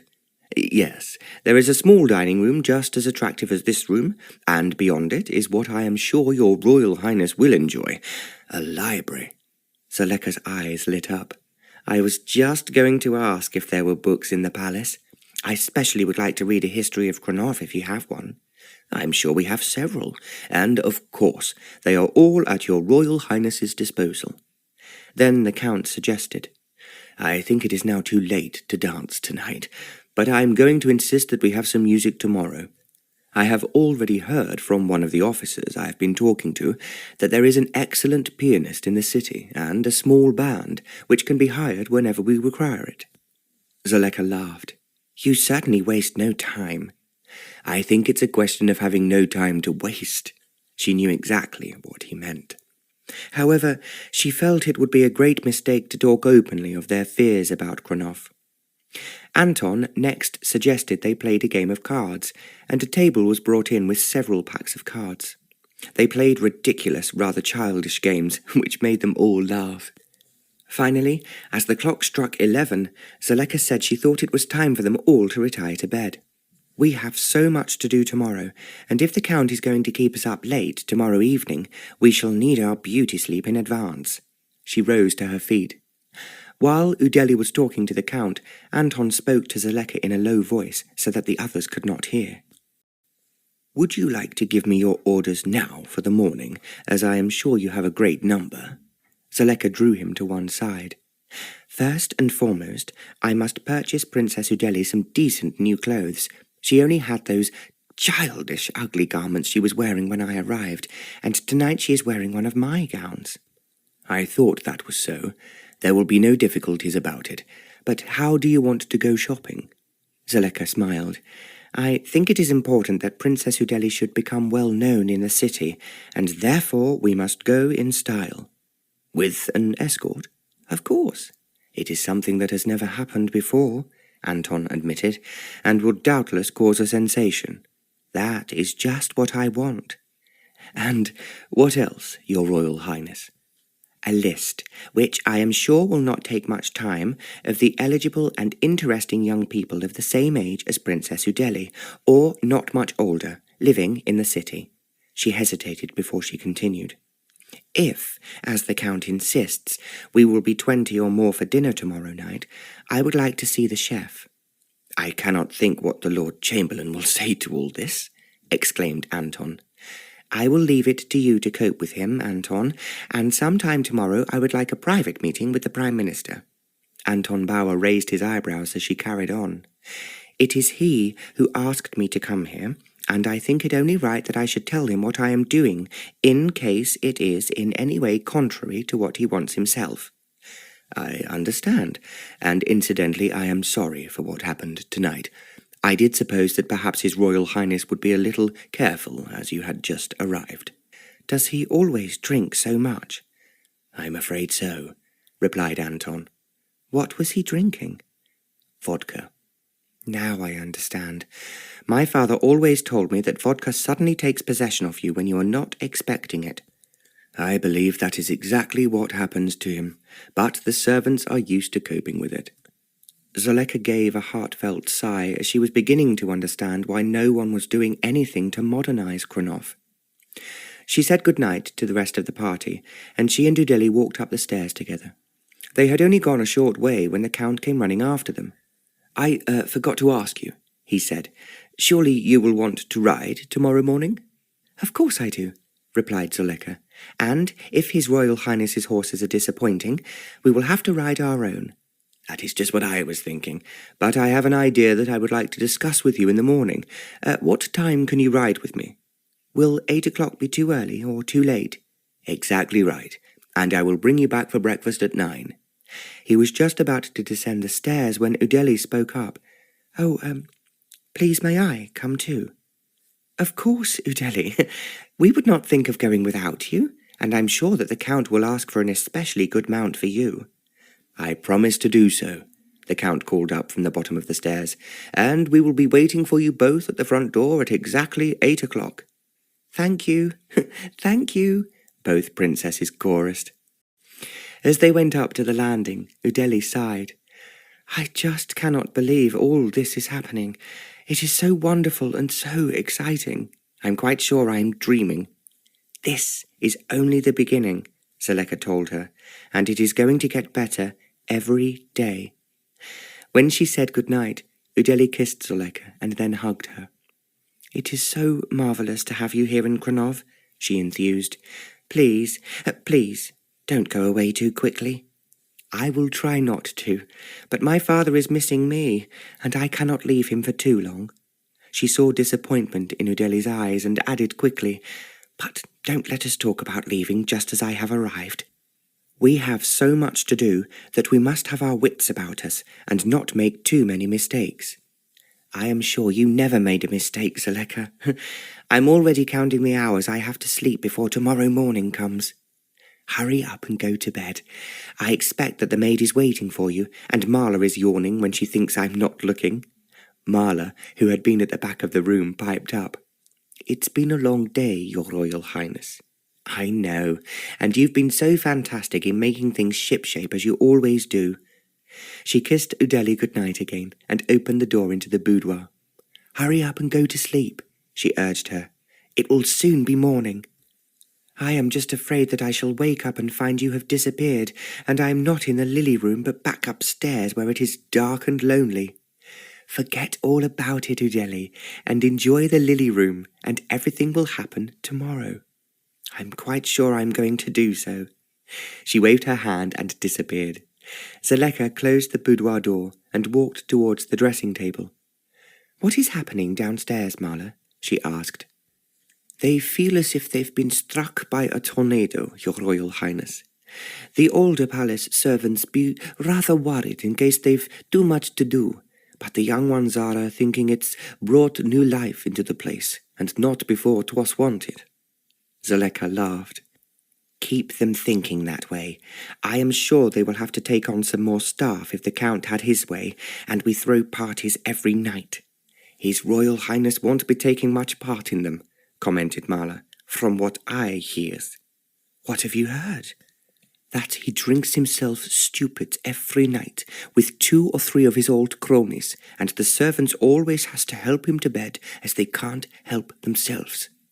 It's very bad for the country, and we shall have to see what we can do about it. That'll mean you doing a great deal more than you expects, Your Royal Highness."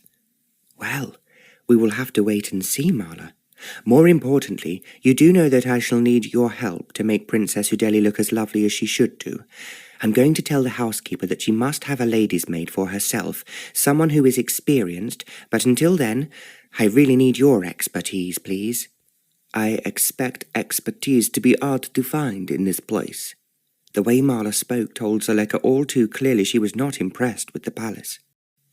But she thought it was a mistake to say too much. She was, however, profoundly shocked by what had happened at dinner, and she knew her father was quite right to be exceedingly worried about the situation in Krnov. News travels on the wind, and servants always talk, and she was therefore certain that the prince's drunkenness was known all over the city.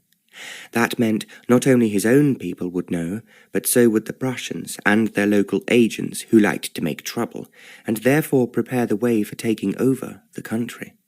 "I shall have to do something about this situation," Zoleka reflected, "but I have no idea what the solution is."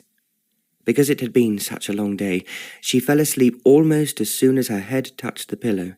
She was dreaming, but it was not about Krnov. She was awoken by Marla pulling back the curtains, and she could see from the clock by her bed that it was just 7:30.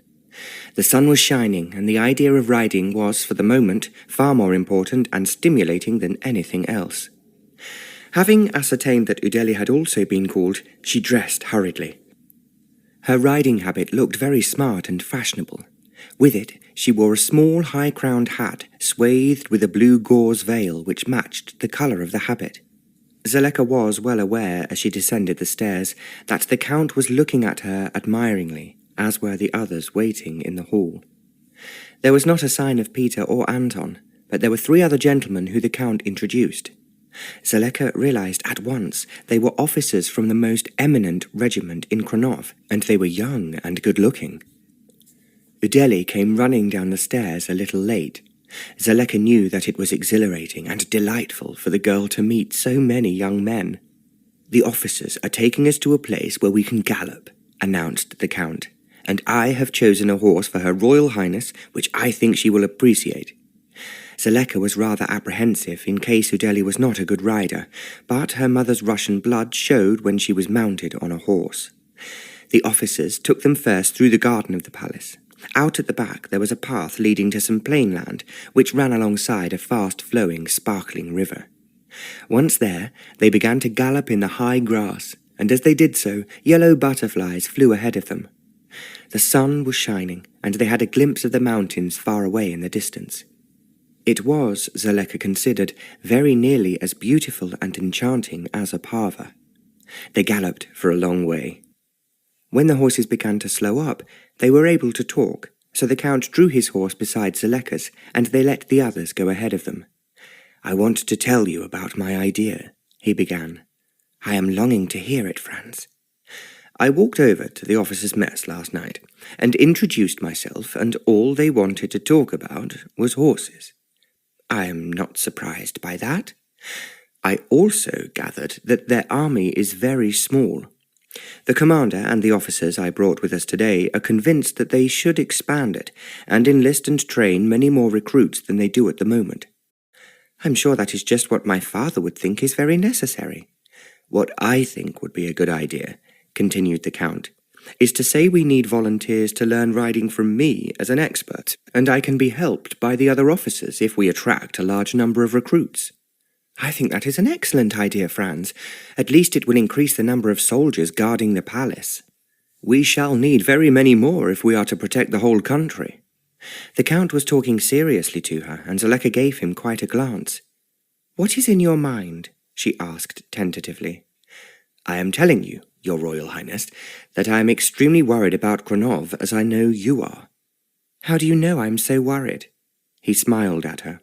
"I am not a fool, and I realized soon after I arrived in Opava that your father and the more intelligent members of your government were extremely perturbed about what is happening in Krnov." Zoleka had not thought that he was aware of all this. As she looked at him in surprise, he added, "Actually, my dear father talked about it too when I was at home, and I realized that something should be done." "I am so glad you have told me that you feel like this," Zoleka told him. "As I expect, you will now realize I have come to be lady-in-waiting to the princess, not because I wanted to, but because Papa felt it was my duty to help Krnov, as they had asked specifically for me." She gave a deep sigh and continued, "Also, he is very afraid that the fall of Krnov would endanger the independence of our country, and of course of Cieszyn as well." The Count nodded. "He's absolutely right. From what I have seen so far, I don't believe that Krnov would be able to stand up to an attack from the Prussians." "Then we must do something quickly. I have asked for an audience with the Prime Minister today. It is he who invited me here, so I know he is worried." "I suspect that he is as concerned as we are. When you see him, advise him that he must recruit immediately a great number of men into the army and train them. I will ask for volunteers to learn to ride, but they must also learn to shoot. We can only work as quickly as possible to make them much better prepared than they are at present." Zoleka realized that he was talking common sense. "I will do everything that I possibly can, Franz, and I will tell you this evening what the Prime Minister says." The Count smiled at her, then rode forward to join the other officers and Udele, and on his instructions they started galloping again. It was soon time to return home. "That was wonderful, absolutely wonderful," Udele enthused when they drew up outside the palace. "It is something we must do again tomorrow," the Count suggested. "And may I now congratulate your Royal Highness on being an excellent rider." "That is just the nicest thing you could say to me," Udele answered. "I was afraid you would think I was not good enough for the mount you chose me." She bent forward as she spoke and patted her horse. She looked so very pretty as she did so, and Zoleka hoped the men watching her would make a fuss of her. It seemed so pathetic that she should have spent the last few years since her mother died alone with her father, who was obviously not interested in her.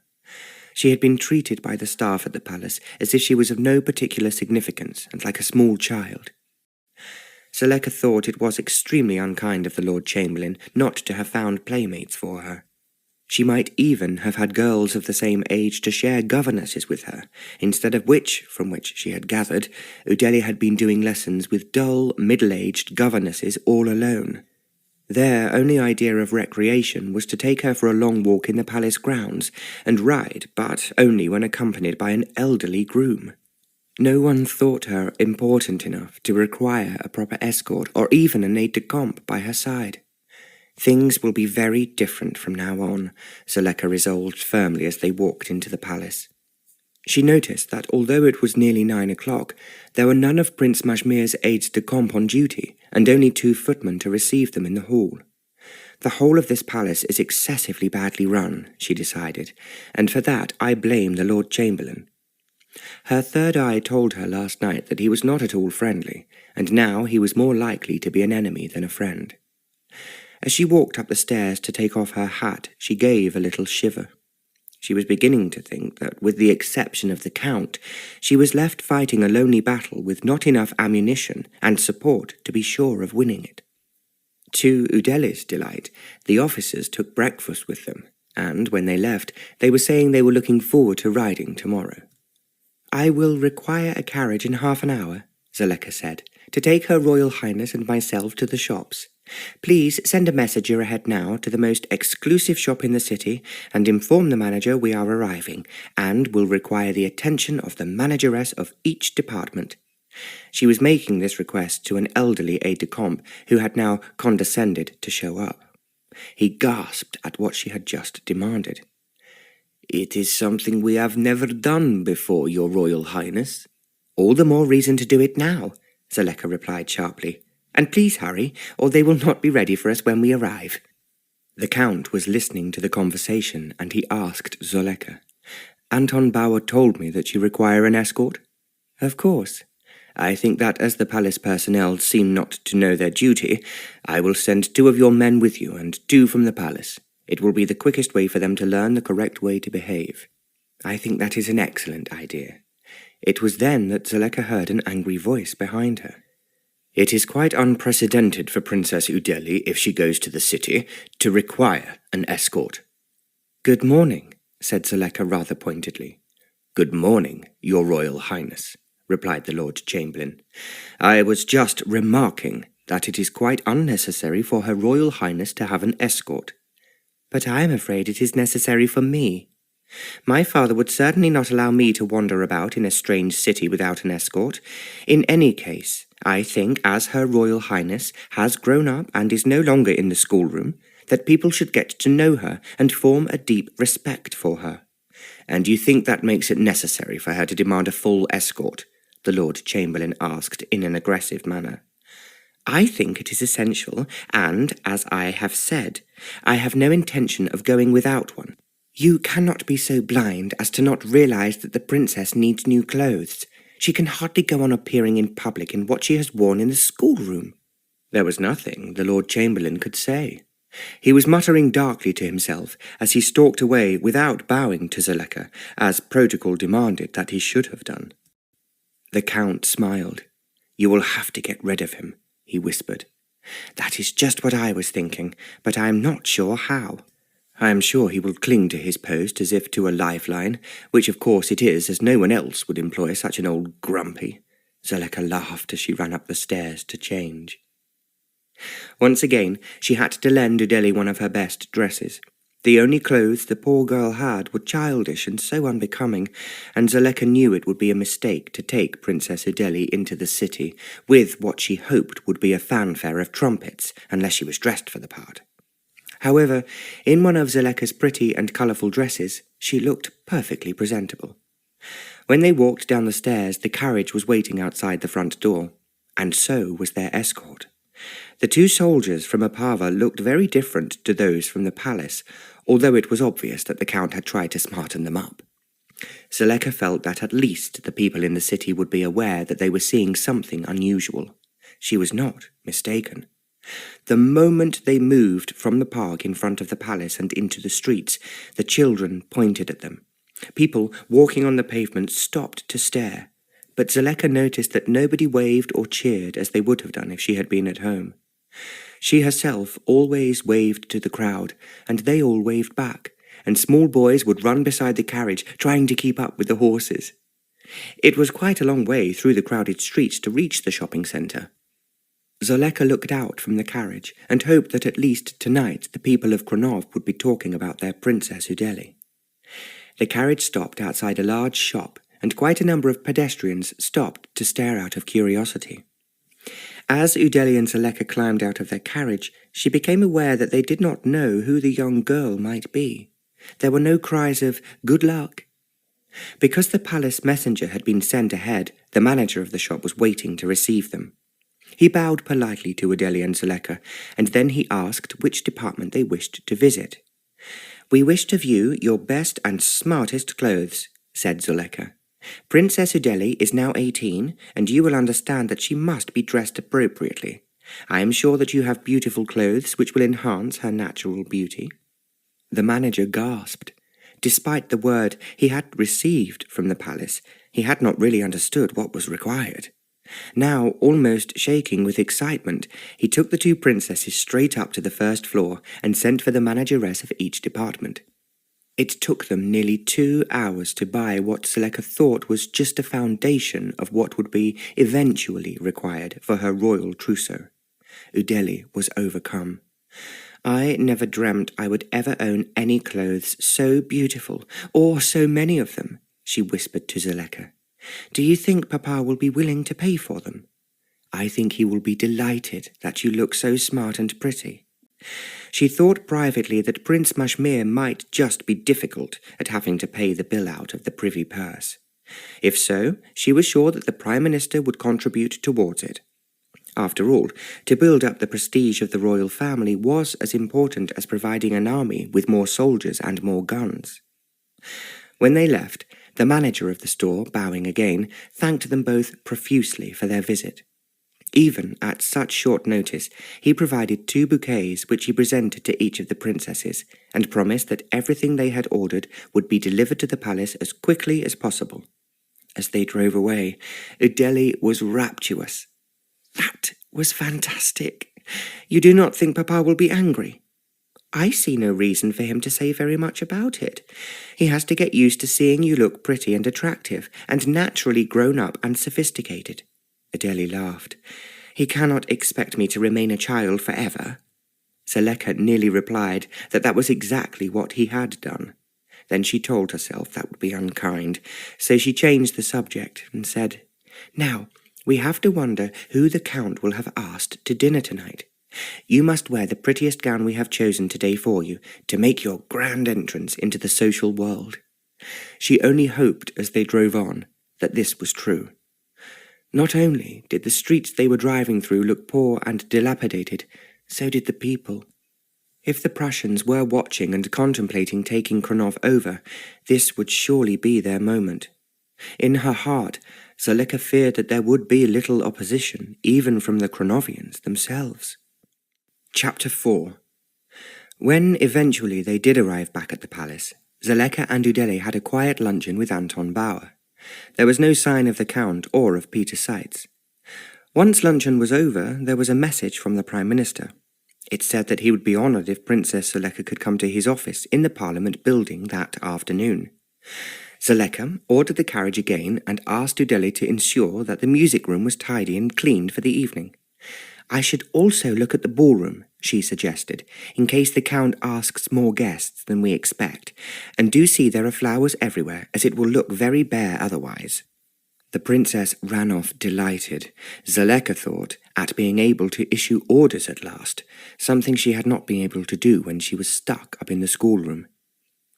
The Parliament building was not very far from the palace, and on her arrival Zoleka was taken to the Prime Minister's private room where he was waiting for her. Once he had greeted her effusively, and they were alone, he began. "I do apologize for asking your Royal Highness to come to me, but I was a little nervous that what we have to say to each other might be overheard in the palace." "Who would you suspect might be interested in our discussion?" Zoleka asked him. She thought for the moment that the Prime Minister was not going to answer, as he might feel it was a mistake to say too much. Then he answered her. "I feel the Lord Chamberlain is very hostile to any innovations, either at the palace or in the country."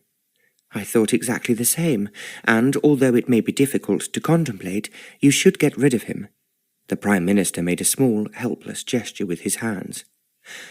"The Lord Chamberlain, as you know, is appointed by the reigning monarch, and I am certain that His Royal Highness will not be interested enough to dispose of him." "Of course you do realize, without my saying, is that the current situation here is extremely dangerous." "I realize it only too well, Your Royal Highness. I cannot imagine how they could possibly allow the army to be run down as they have, and apart from anything else, the fortifications are crumbling." That is exactly what my father was afraid I might find, and if you tell me exactly how bad it is, he intends to appeal to Prince Vaslov of Cieszyn to help us." The Prime Minister started and sat upright. "Prince Vaslov?" he exclaimed. "That is indeed such excellent news. He has achieved so very much for his own country that I believe the Prussians are almost frightened of him, if they are frightened of anyone.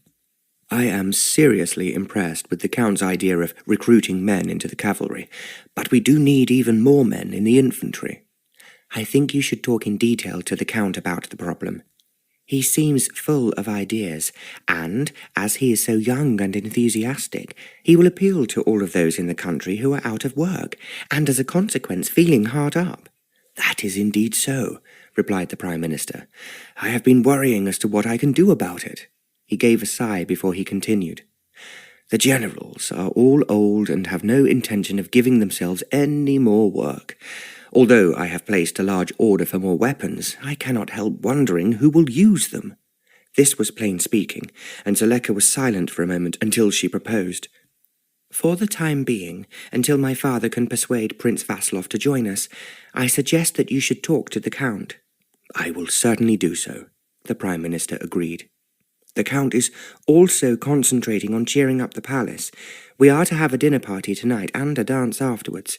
I like to think in a way that this might prevent the Prussians from thinking we are particularly worried."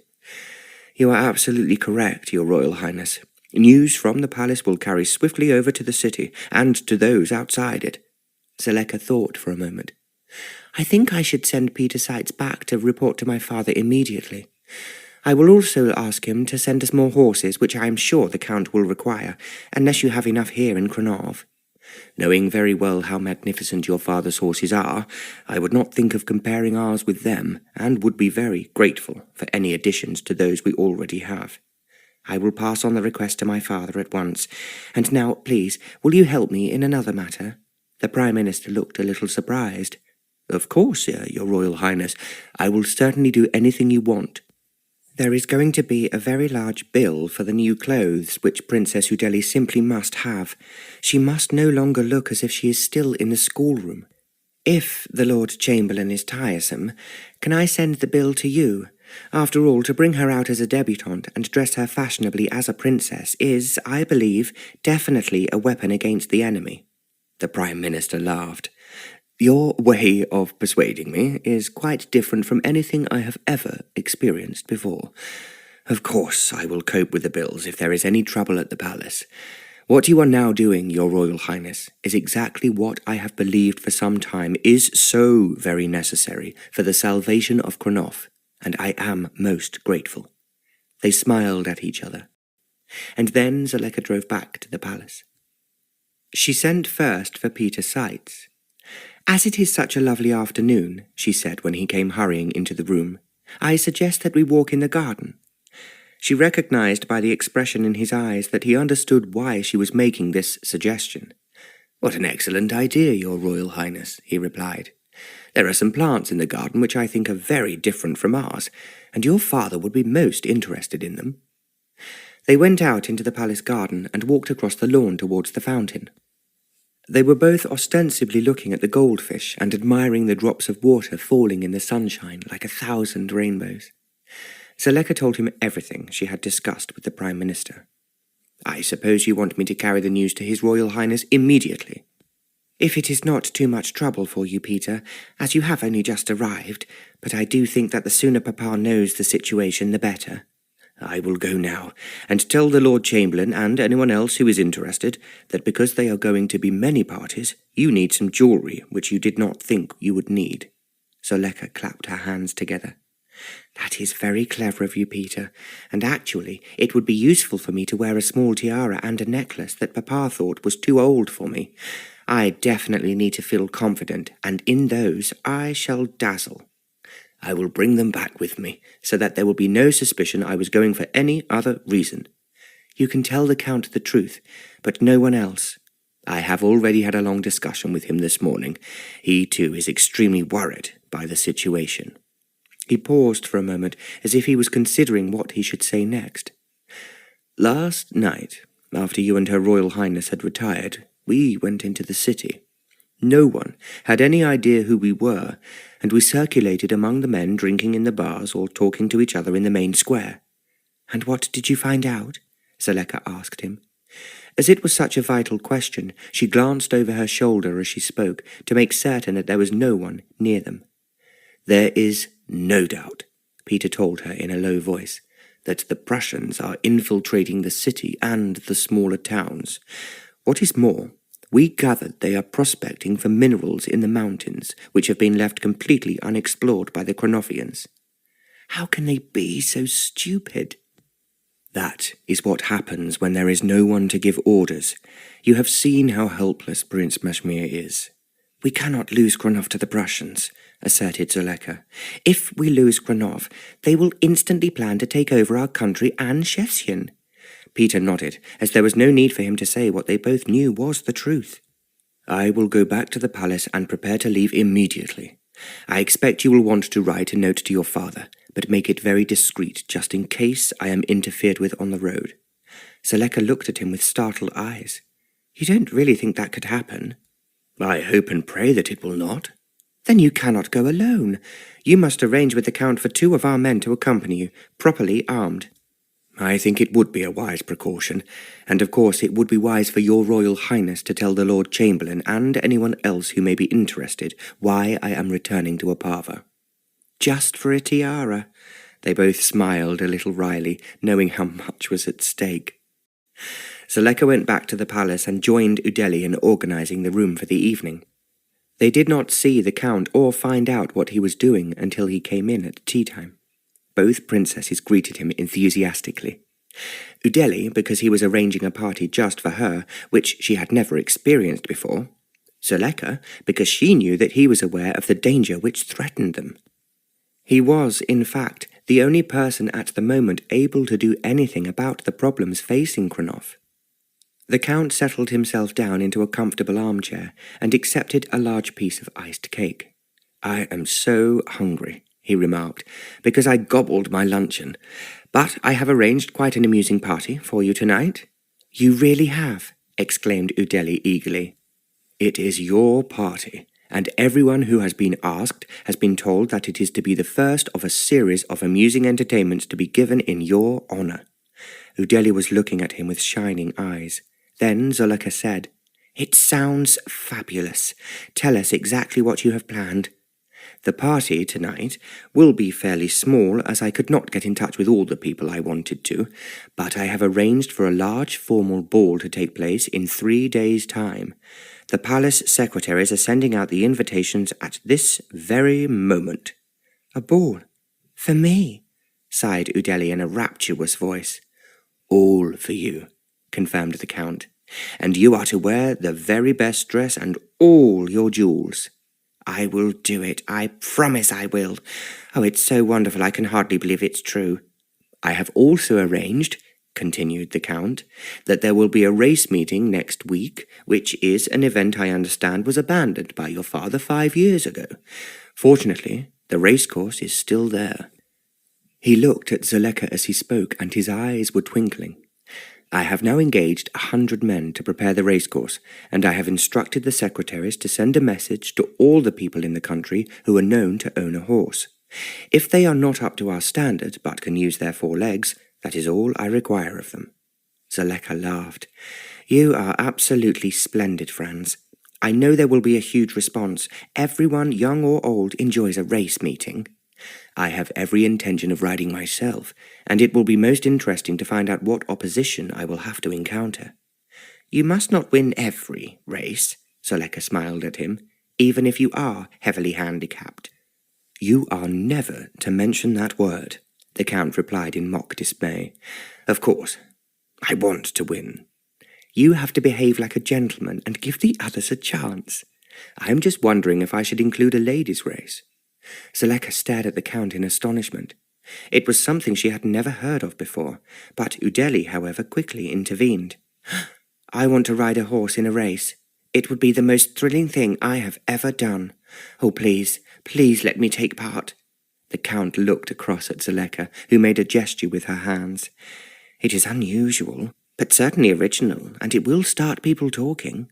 "That is exactly what we want," added the Count. There was no need for either of them to say any more.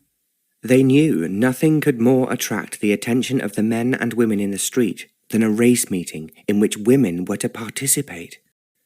"I have a number of other ideas up my sleeve," the Count murmured, "but I am not going to talk about them at the moment. What I want is to make sure, and this is your department, Zoleka and Udele, that we are served better food at dinner tonight than we had last night." "Oh dear, I meant to speak directly to the chef this morning, but I will send for him now.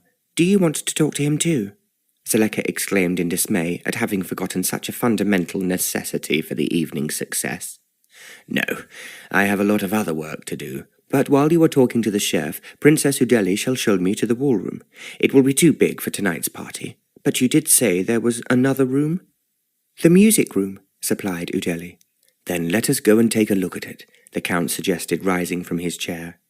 They disappeared, and Zoleka rang the bell. When the butler came in, she told him she wished to speak to the chef. "And afterwards, I want to talk to you." He was a middle-aged man who she thought looked intelligent and would understand everything she required. However, she wanted to make quite sure. The whole dinner last night had been very slovenly.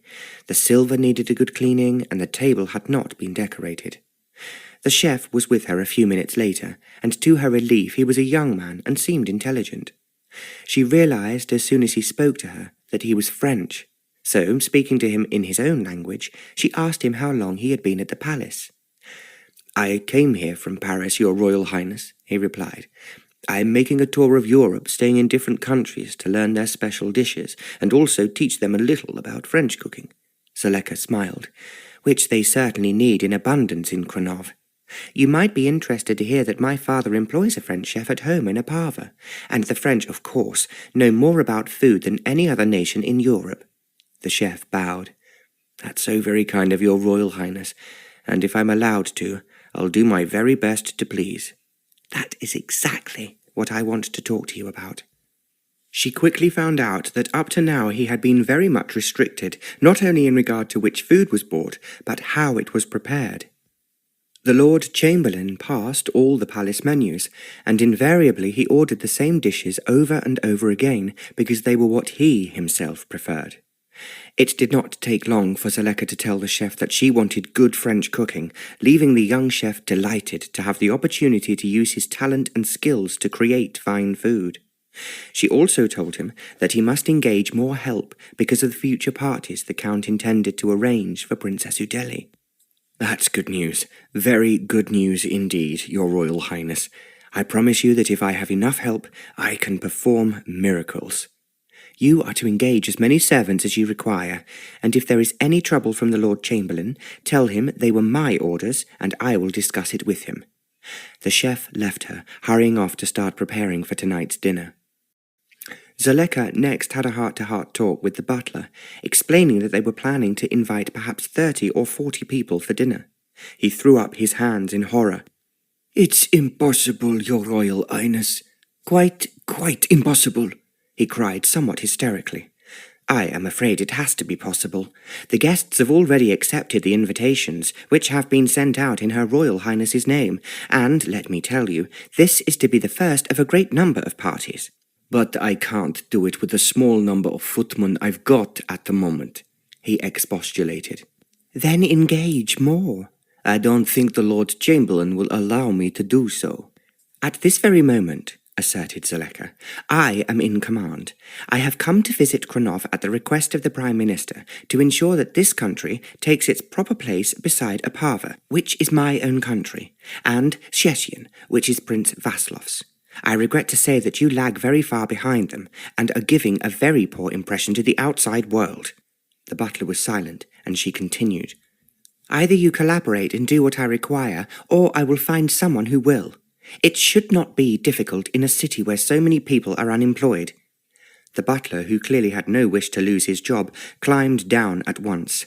"I'll try and do what Your Royal Highness requires, but it'll not be easy."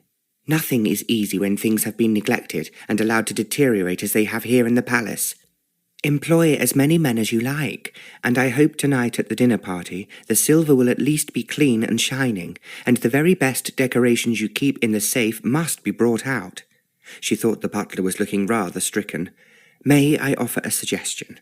As this is a rush, and as you say you are short-handed, why not contact the best restaurant in the city and ask them to send you the number of waiters you require?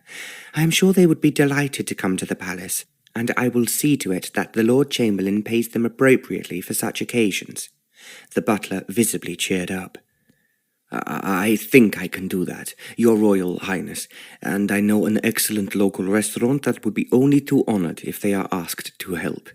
"Well, go and see them immediately, or send one of your men to do so. There is not much time, as the Count has asked the guests to be here at 8 o'clock. The butler hurried from the room. Feeling as if she had fought 2 minor battles and been successful, Zoleka poured herself another cup of tea. She was sipping it when the door opened abruptly and the Lord Chamberlain came bursting in. He was looking angry, and she was not surprised when he said, "I simply cannot understand what is happening here, Your Royal Highness, or why so many orders are being given to the staff without consulting me." "I did not want to trouble you, but the Count has invited, on behalf of the Princess, a large number of young guests to dinner here tonight, and has asked me to notify the chef and, of course, the butler." "A large number of guests," the Lord Chamberlain repeated. "Just how can we entertain them all at such short notice?" "Quite easily, if they carry out my instructions. But it is going to cost money, and I am certain that His Royal Highness will consider it a totally unnecessary extravagance." "If His Royal Highness is capable of understanding what is being planned," said Zoleka slowly, "then perhaps it would be wise for me to talk to him. I will explain both why I am here and why it is essential that we should let the world outside be aware there is life in the palace, and it is not in such a deplorable state as has been widely reported." The Lord Chamberlain stared at her in amazement. "I don't know what you are saying. Who has been making these untrue statements about us?" "Are they untrue?" asked Zoleka. "Surely you must be aware that Krnov is not in any way comparable with the other 2 principalities that remain Austrian and free from the Prussian yoke?" She paused, but he did not speak.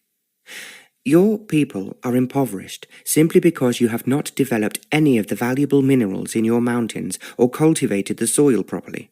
Of course the people are poor. They do not have enough work, and if you want the truth, your army is a complete disgrace to any country that wishes to preserve its independence." The Lord Chamberlain drew in his breath. Zoleka knew he was so astounded at being spoken to in such a way that he could not think of an answer. He would like to drive her away out of the palace, but that was something he dare not do.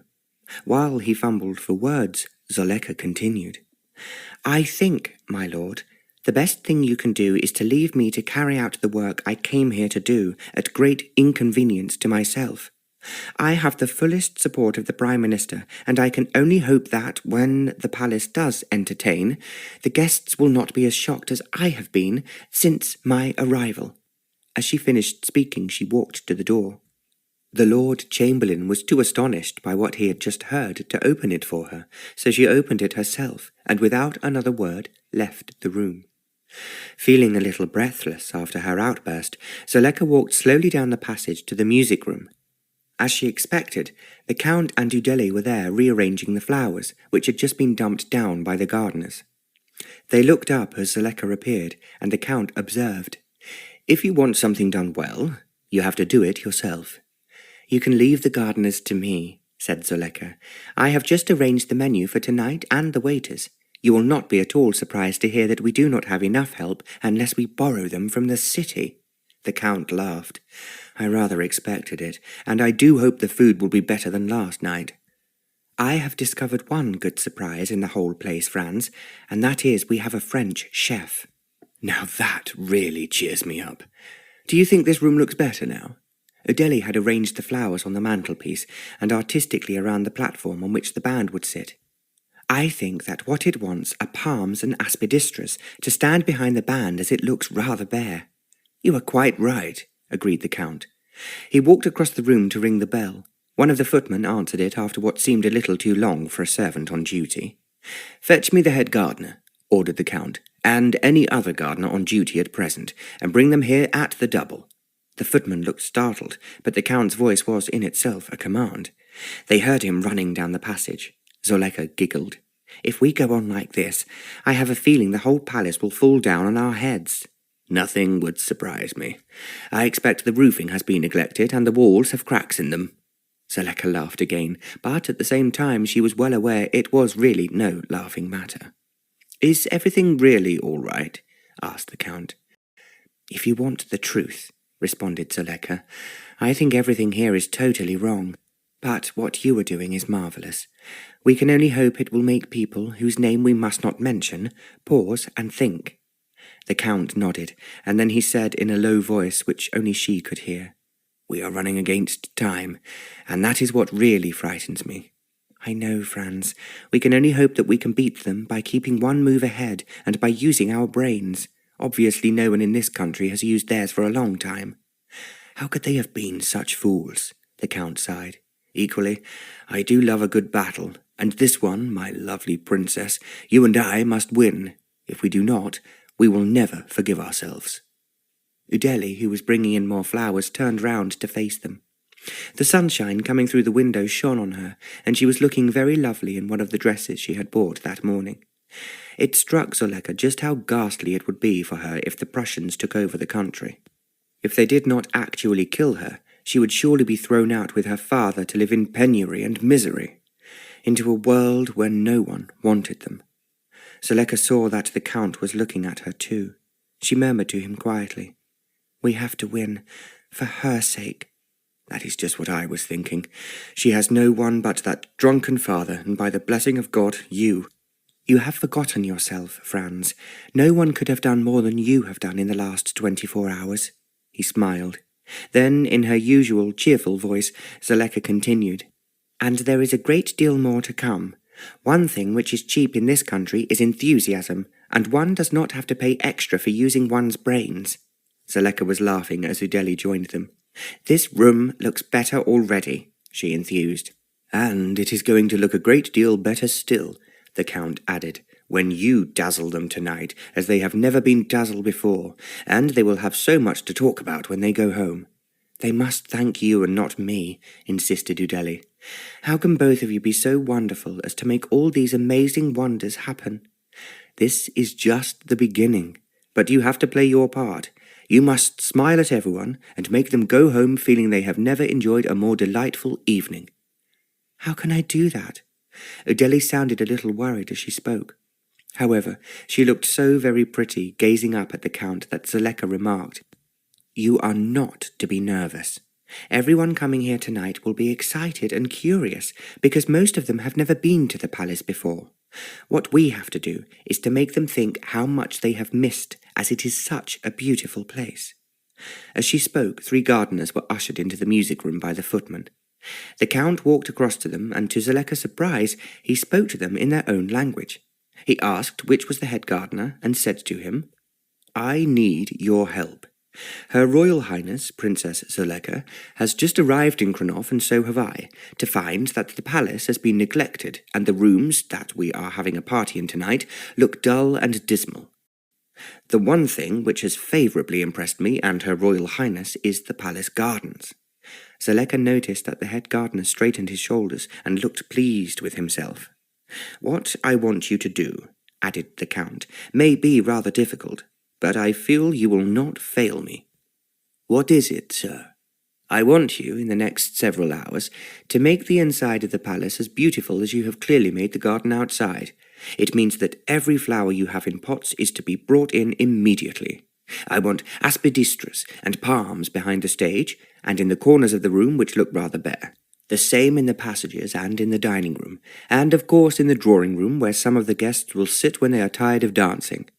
The gardeners all gasped before the head gardener replied, "We'll certainly do our best, sir, but I don't think we have enough plants." "Then do the best you can, and for the passages you might have to buy a large number of aspidistras. I'm sure you will find a shop in the city which sells them." "Buy!" exclaimed the head gardener. "I will arrange they are paid for. Just do what you think is right, and be as artistic as possible inside the palace as you have been in the garden.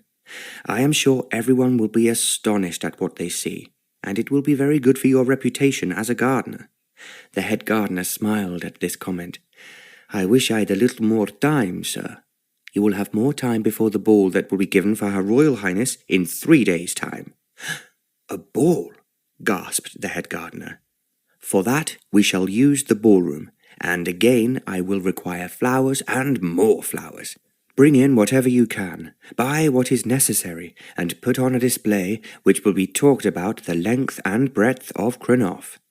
Watching and listening, Zoleka realized the Count was putting the head gardener on his mettle, and he would undoubtedly get his own way. When the gardeners hurried away to carry out their orders, she cried, "You are absolutely brilliant, Franz, and I was so very impressed at how well you spoke their language." "I try never to go to a country before I have learnt its language," the Count told her. "Otherwise I consider it a sheer waste of time." "Of course, you are right. I know the language of Krnov and Cieszyn because I live near them. My father thought it most important for me to learn languages, but somehow I never expected you to be so clever." "I'm not certain that is really a compliment. I assure you I can speak most European languages, including German." He gave her a look as he spoke, which said far more than words. "I do think German is a very ugly language," Udele piped up. "And I think that they are very ugly people too," added Zoleka. "So we will certainly not ask any Germans to your ball." "Supposing no one wants to come?" Zoleka and the Count laughed. "I assure you," he told her, "people will already be tumbling over themselves to receive the invitations I am sending out today. You will have to thank the secretaries for working so hard, and also your father's chief secretary for knowing the names of all the most distinguished people in Krnov." "Shall I go and thank them now?" "I think they would be delighted if you did." Udele turned towards the door, then stopped. "Do I shake them by the hand?" I think it is something they would appreciate," the Count replied, "and something you are going to have to do a great deal in the future." She smiled at him and ran off. The Count turned to Zoleka.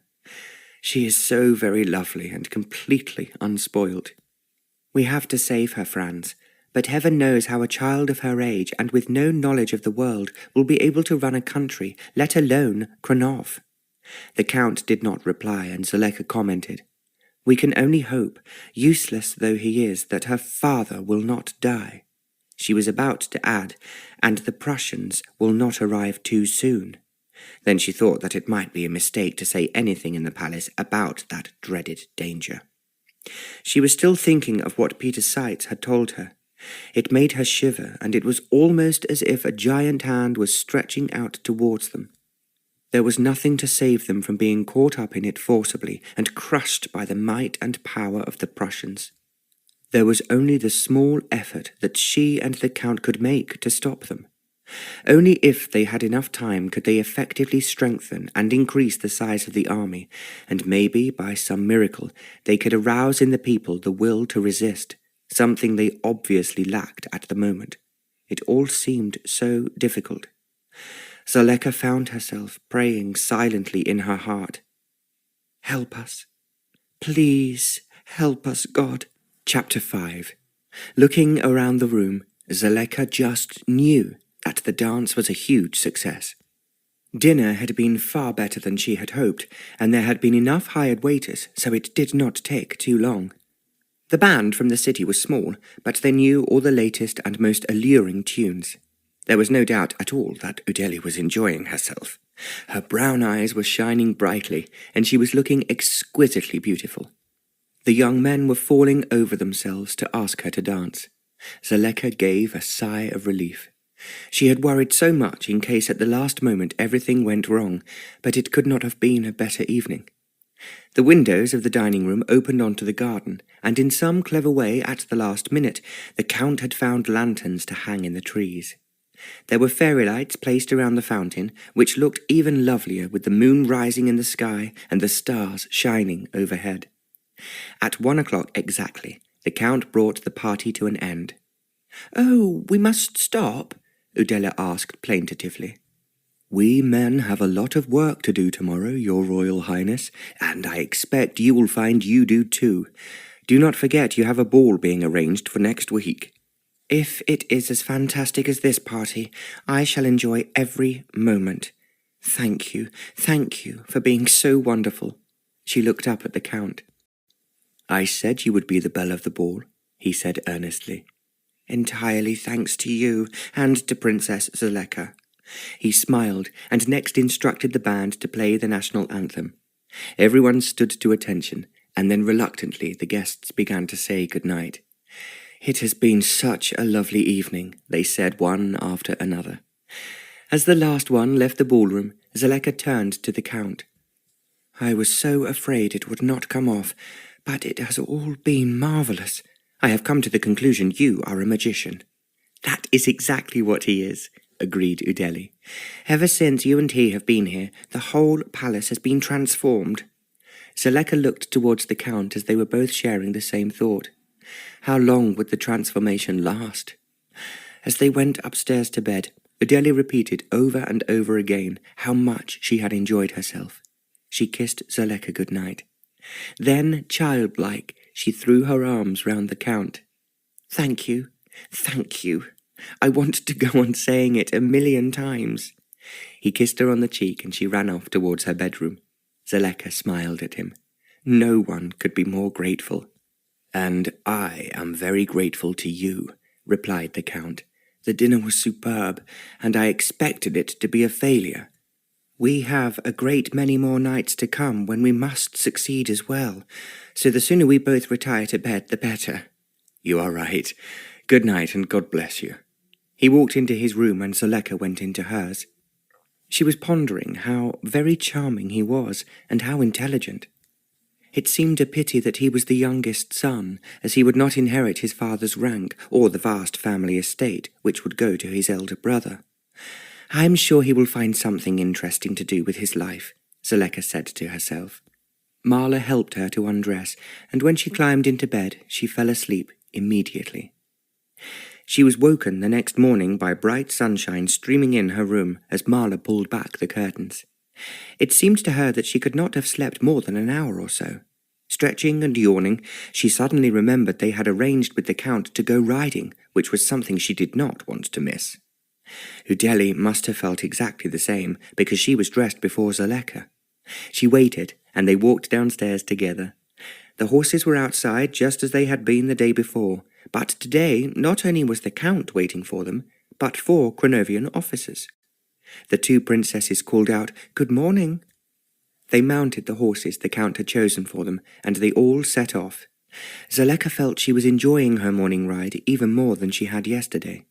It was only when they all turned back for home that she found herself riding alone beside the Count, with Udele well ahead of them with the officers. "Is there any more news?" Zoleka asked him in a low voice. "Plenty, and it is not good." "What has happened?" "I sent my valet and another man from Vienna into the city again last night, and I gather from what they overheard there are a number of Prussians congregating on the southern border." Zoleka gave a gasp, as she was only too aware that the southern border was only a few miles from the city and the palace. "Do you think they intend to come in imminently?" she asked in a whisper. "I cannot imagine that they are there for any other reason," replied the Count. "What can we do?" "That is what I'm trying to figure out. It might be a mistake to put a defensive ring round the city in case the people panic, but if we don't do so, the Prussians may take over without any opposition." "You have your men, Franz, and I would suppose the Krnovian army must be of some use." "I doubt it." "Then what can we do?" "I think all that is left is to pray," the Count replied surprisingly. As if he could not bear to talk about it any more, he spurred his horse forward with Zoleka following him, and there was no question of any further private conversation. They reached the palace, and as she went in, Zoleka felt more frightened than she had ever been in her whole life. The morning had seemed to pass very slowly, with Udele having no idea that anything could possibly spoil her happiness. She kept on talking excitedly about the ball, and what more they could do to beautify the ballroom. Zoleka could not bear to tell her that it was unlikely to ever take place. Most of the dresses they had bought had arrived at the palace the previous evening, and the rest were delivered just before luncheon. Udele had much to say about her new wardrobe, and Zoleka had intended to indeed take her shopping again this afternoon. There was still a great number of items she needed, including colourful nightgowns and underclothes trimmed with lace. Yet it was beginning to seem so unnecessary, when they might have to run for their lives and leave everything behind. However, there was no point in feeling so miserable until they had to be. Zoleka forced herself to smile at Udele and respond to her excitement, so they went out shopping again. On the way, Zoleka could not prevent herself from stopping at the Parliament building, where she asked if she could have a word with the Prime Minister.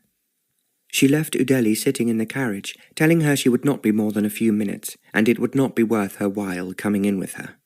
Udele did not protest. It seemed that she was always amenable to anything that was suggested to her. Zoleka was taken at once into the Prime Minister's private room, and to her relief he was alone. "I am so very sorry to burst in and bother you, Prime Minister, but I had to ask you if you had heard the news that the Count told me last night, and if it is as bad as it sounds." The Prime Minister smiled at her. "I heard your party last night was a great success." "It really was, but I am now wondering if there will ever be another one." The Prime Minister put out his hand to touch hers. "I don't think things are quite as bad as all that, but I have mobilized what there is of our army, and the Count is sending a messenger home to ask if his father can help." "For help? Surely that is a dangerous thing to do?" She thought as she spoke that if the Prussians knew the Prime Minister had become aware of their intentions, they might strike even sooner. The Prime Minister answered her. "I promise you that we are not going to do anything stupid, nor will we be showing in any manner that we are apprehensive about the Prussians, or that we anticipate they are planning any action against us." "You know, of course, that they have infiltrated into the city." "Yes, Your Royal Highness. I have as many men as I can trust watching them. They report directly to me what they overhear and where secret meetings are taking place."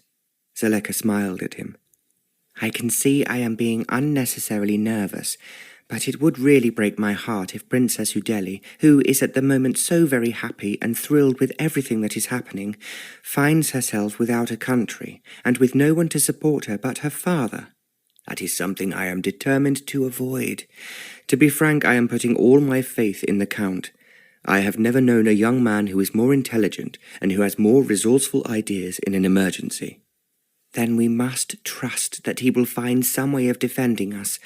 Forgive me for coming and worrying you." "You are welcome to come at any time, Your Royal Highness. In fact, I was hoping you would do so." The Prime Minister rose as he spoke.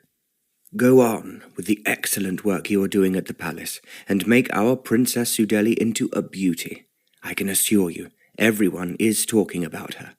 "That is exactly what I want to achieve." The Prime Minister bowed to her, kissed her hand, and escorted her to the door.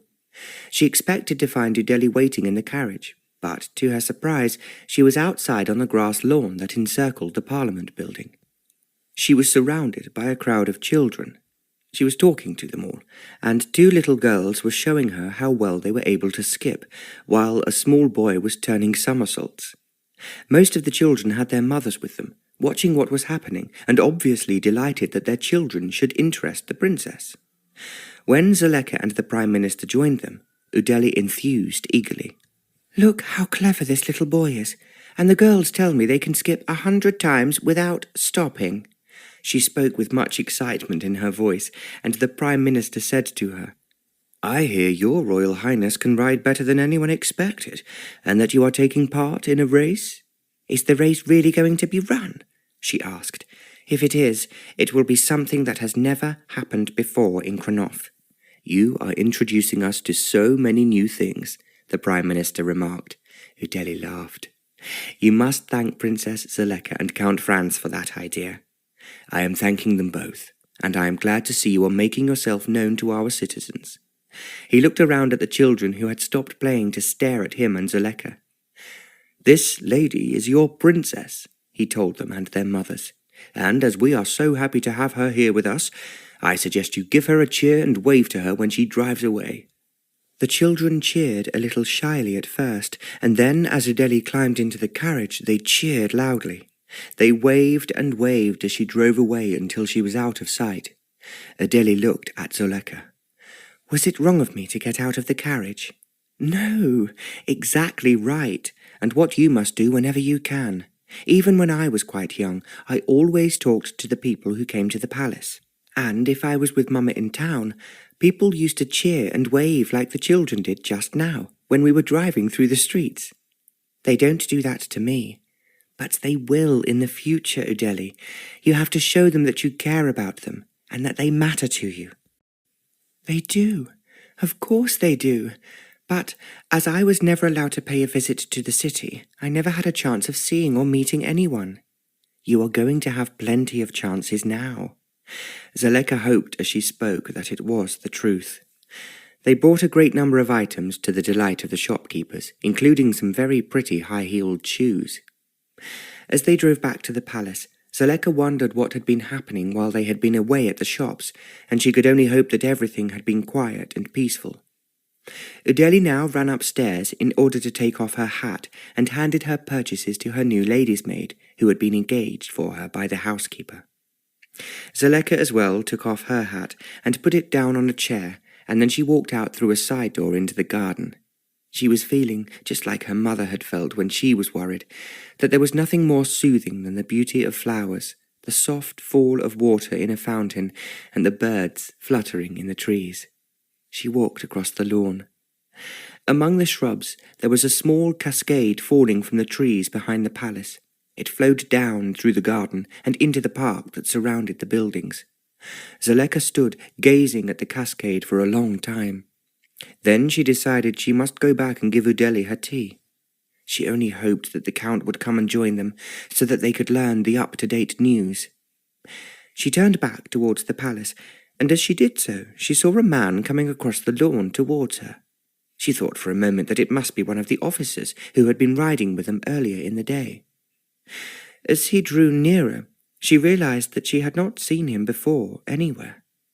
He was an exceptionally good-looking man, broad-shouldered and taller than most of the men in Krnov.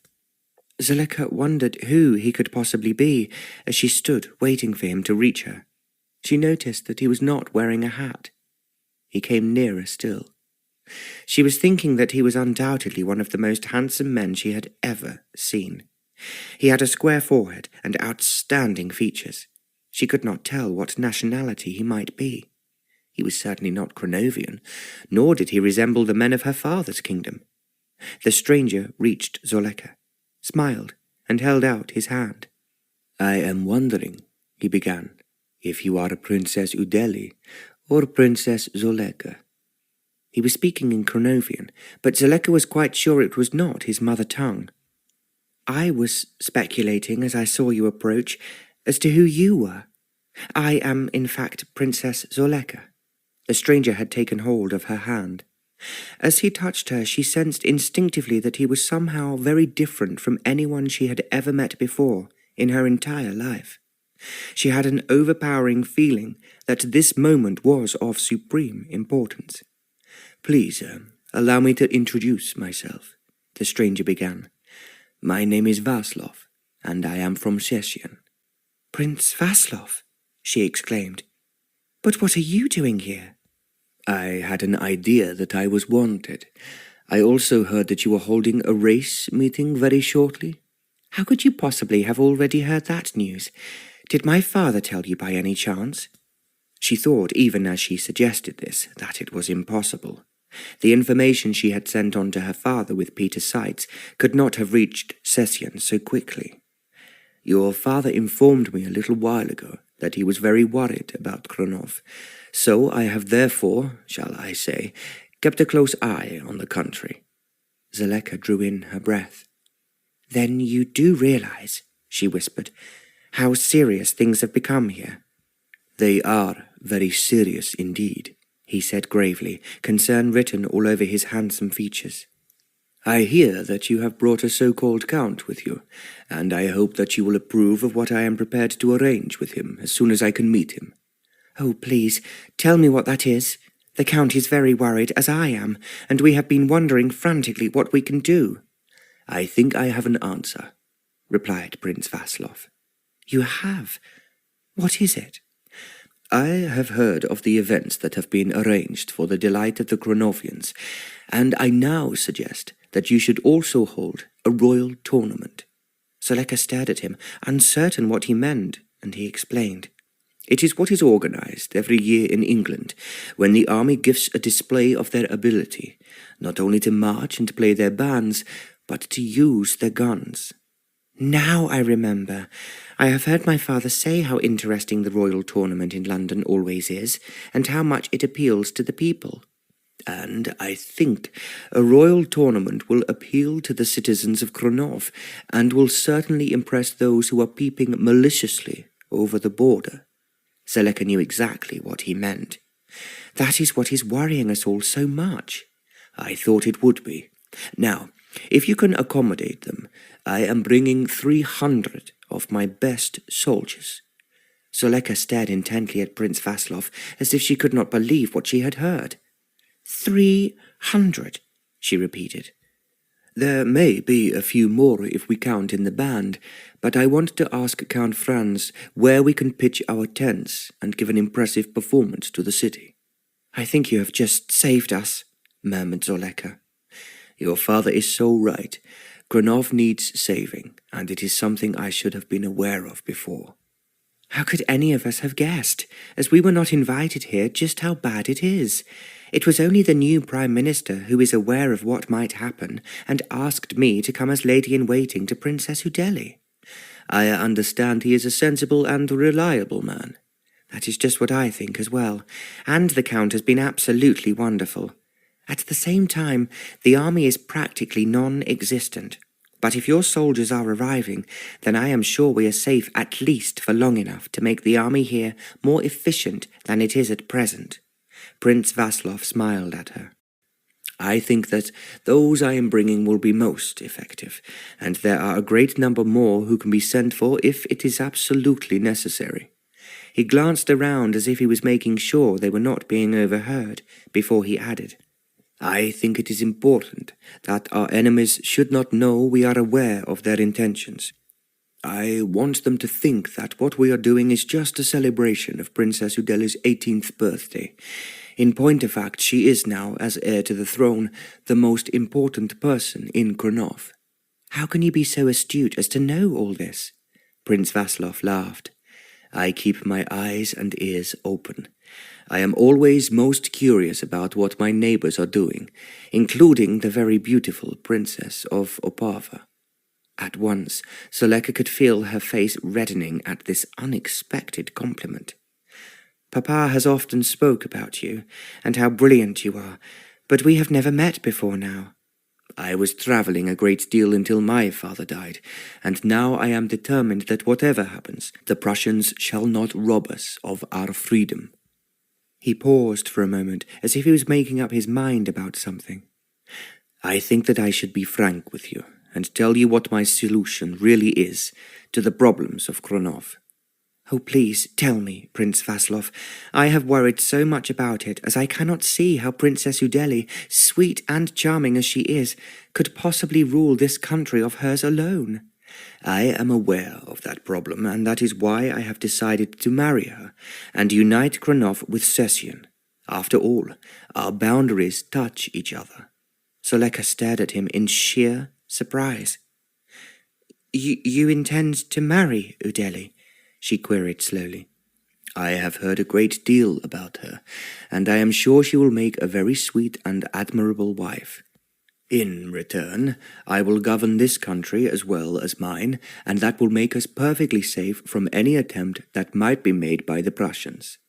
For a minute it was impossible for Zoleka to speak, and then she said, "Of course, if that is what you intend to do, it would certainly be the saving of Krnov, and I am sure that you would do your best to make Udele happy."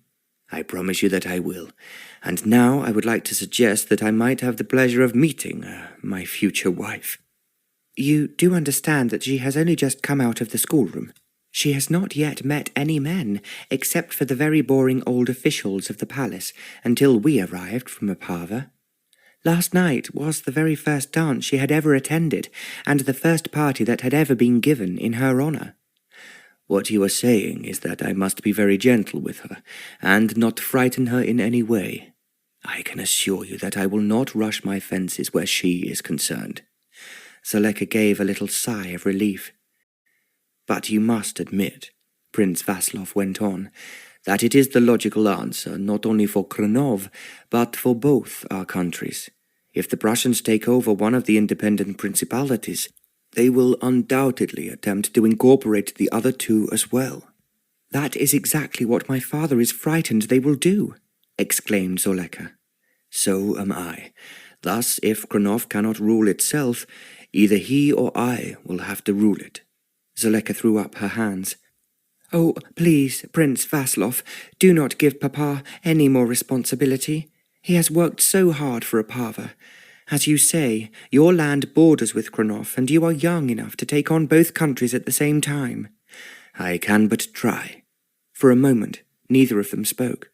Then Zoleka remarked, "I think the Count will be coming in for tea, and it is essential that you should meet him. You can then ask him where your men can pitch their tents." "I would suggest as close to the palace as possible. After all, there are two very precious people inside it whom my soldiers are here to protect." Zoleka realized at once that he meant her and Udele, and she smiled at the compliment. "You are incredibly lovely," he said unexpectedly. "Why have I not met you before?" "You answered that question when you told me you had been travelling abroad and I was at school. Therefore I did not accompany my father and mother on state visits, including when they stayed with your father in Cieszyn." The prince laughed. "A very convincing answer. At the same time, I feel I have been deprived for far too long of someone I should have enjoyed knowing." He looked at her, she thought scathingly, before he continued. "I was always told that you are very intelligent, and now I hear what you have done since you arrived in Krnov.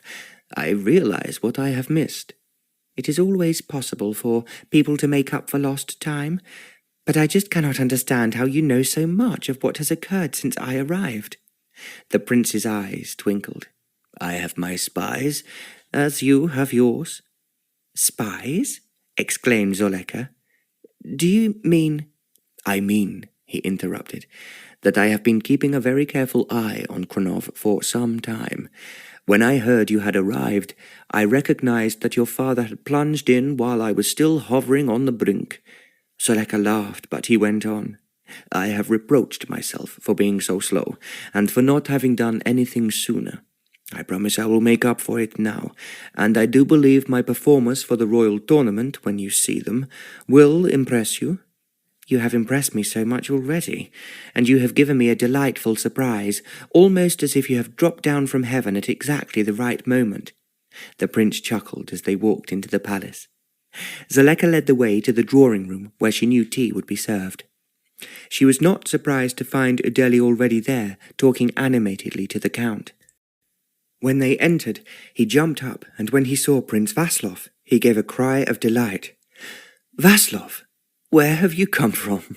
I was just wondering whether I should send urgently for you." "I knew that I would be wanted," he replied, "and I have arrived with a big entourage that I am convinced will delight you."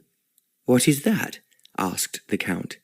"No less than 300 soldiers to take part in a royal tournament." The Count gave a shout of delight. "Oh, that is exactly what we need. It is just like you, Vaslov, to turn up so unexpectedly and bring me a lifeboat when I never needed one so desperately." "Well, the lifeboat is on its way, and there is room for everyone in it." Prince Vaslov realized as he spoke that Udele was staring at him in astonishment. He turned towards her and bowed deeply. "You must forgive me, Your Royal Highness, for greeting my old friend Franz before I introduced myself to you." "I know you are Prince Vaslov, and I have always wanted to meet you." He smiled at her. "You are meeting me now, and you are going to see a great deal of me in the next few days."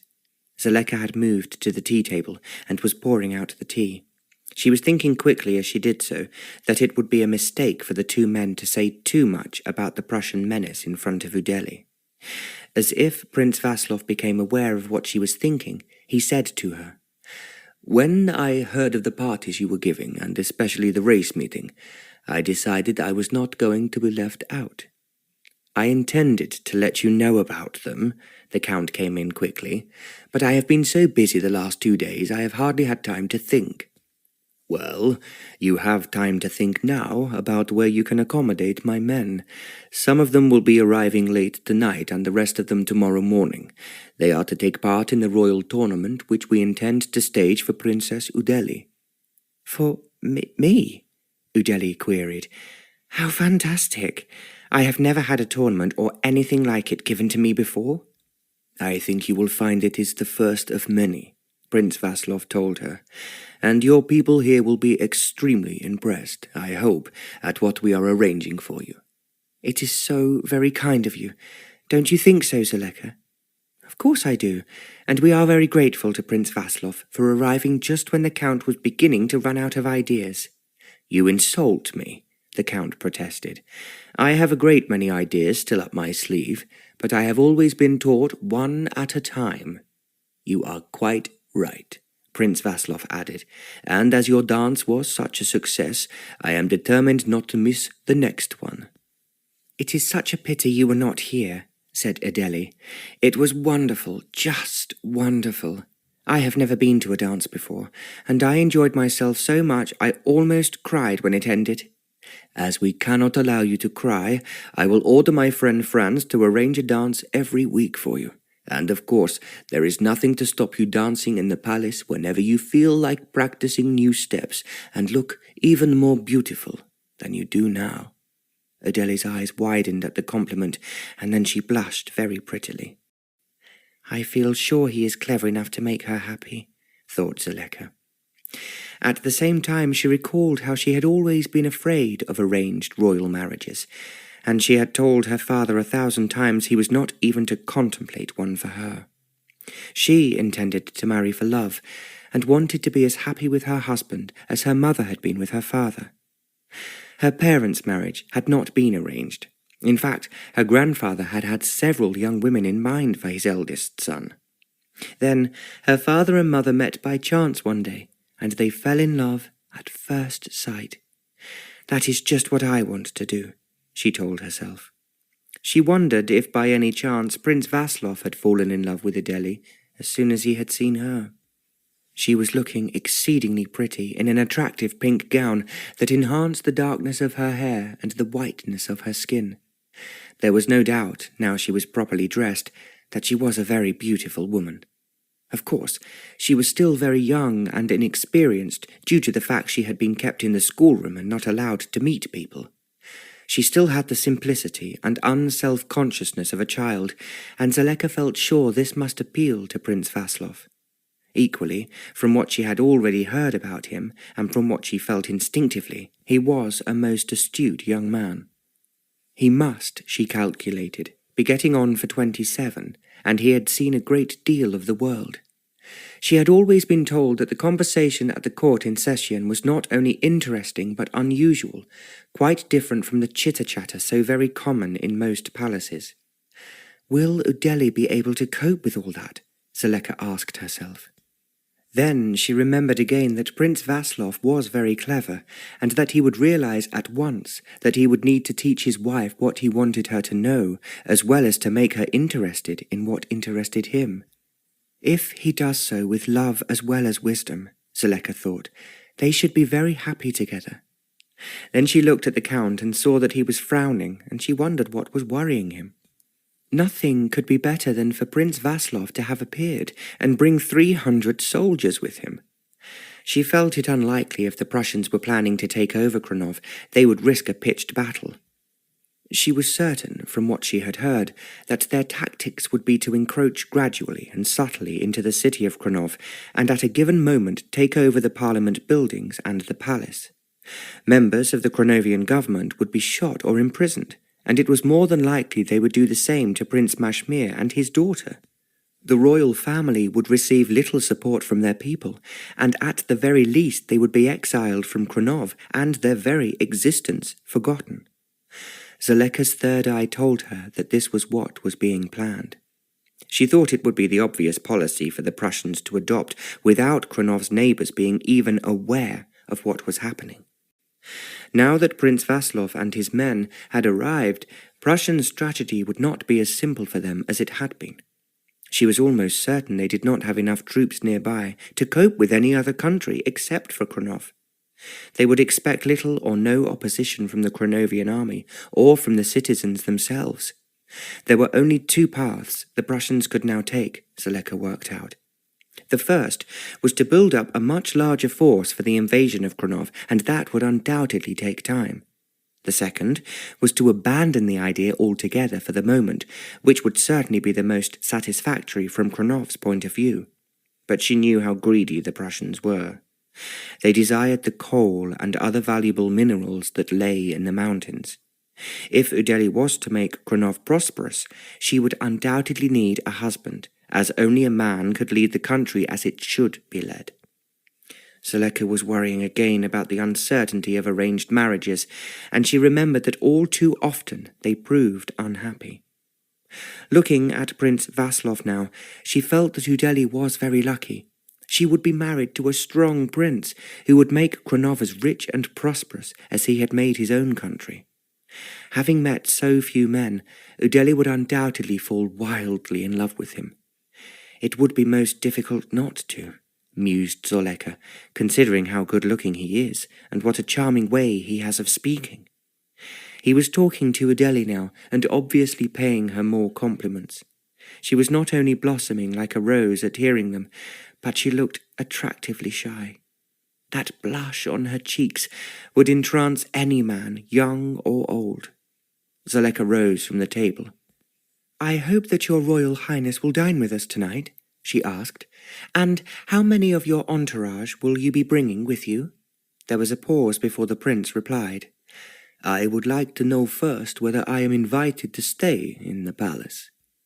"Indeed you are. I never considered anything else. And let me tell you again how very glad and privileged we are to have you here with us." "I will add to that," said the Count. "Only a genius would have thought of bringing so many men here to stage a royal tournament that has never even been heard of in Krnov before."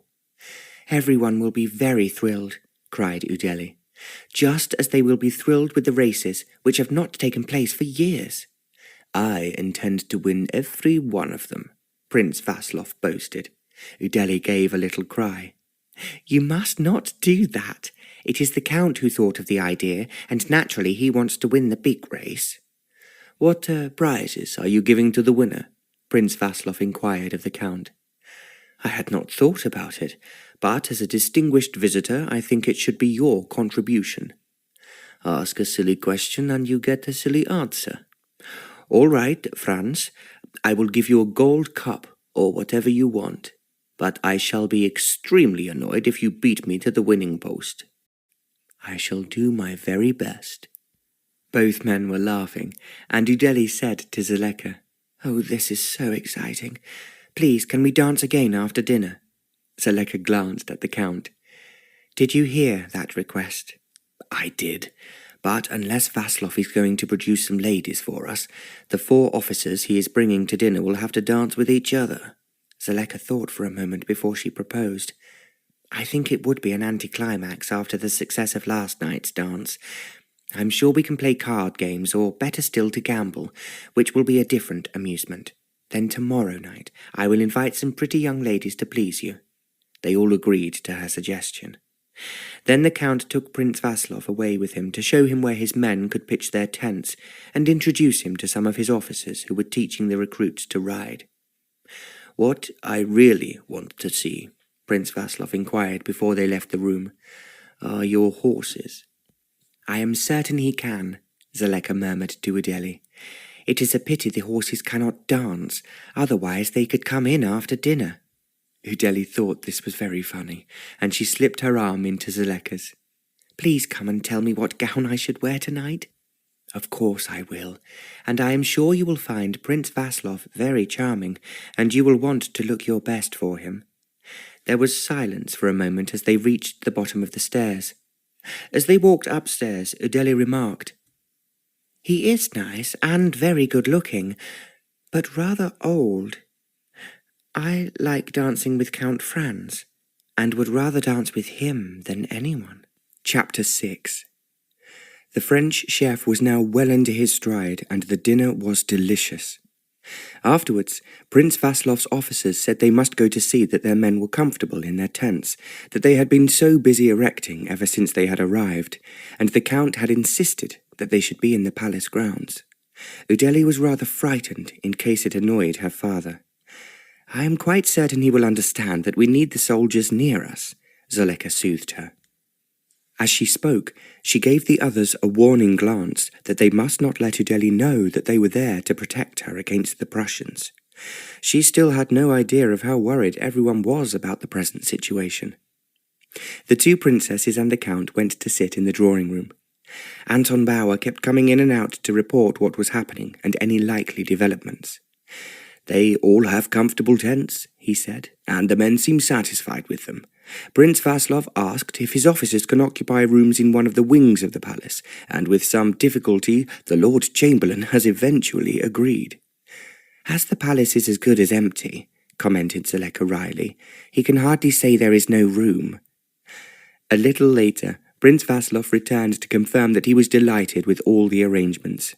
"What I have come to tell Princess Udele," he said, "is that she is to receive the band when they march into the city tomorrow, with 300 soldiers behind them." Zoleka's eyes lit up at the proposal, but Udele was looking nervous. "It is wonderful that we shall have a band, but how do I receive them?" "I am arranging," replied Prince Vaslov, "that you will be reviewing my soldiers from a platform in the main square.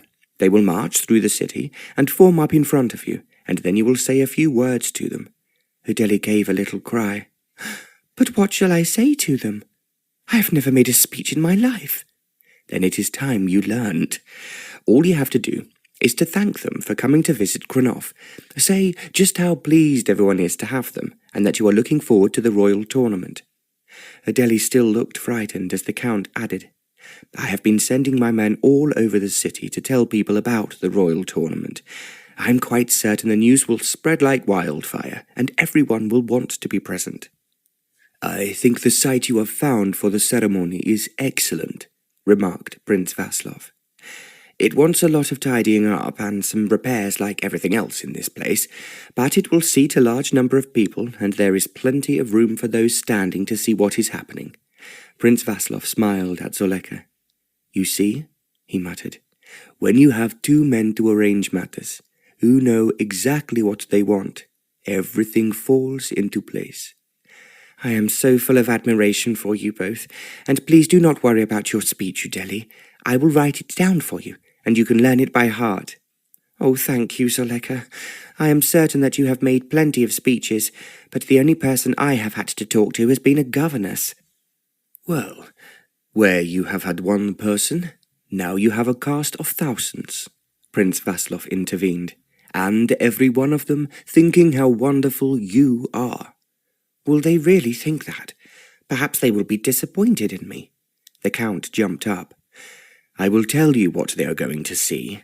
He took Udele by the hand and took her across the room to a long mirror in a gilt frame hanging on the wall. "Now, look into this magic mirror and tell me what you see." Udele obeyed him. "I only see me." "Exactly," answered the Count, "and that is what your people, and remember they are your people, are going to see tomorrow. Someone very lovely, very smart, and of course, someone who loves them." Udele gave a little laugh. "Now you are teasing me, but I will try to look at all those things." "You look them all now," he asserted, "and that is why you are going to delight the whole of Krnov, as it has never been delighted in its history." Listening, Zoleka thought he was being very clever with her, as it suddenly struck her how strange it was that they had not seen Prince Majmir since the night of her arrival. Very quietly, until Udele was talking to the Count, Zoleka asked Prince Vaslov, "Have you any idea how His Royal Highness is?" "I imagine he is quite happy drinking in his rooms," he replied scornfully, "and he is totally oblivious of what is happening. I believe the only one who sees him regularly is the Lord Chamberlain." Zoleka mused that meant there were two unpleasant people together, but decided not to say so. "As we have so much to do tomorrow," she suggested, "and Udele must learn her speech before she goes to sleep, we are now retiring to bed. I propose that you two men, after all the work you have done today, do the same." "We will try and obey you," smiled Prince Vaslov.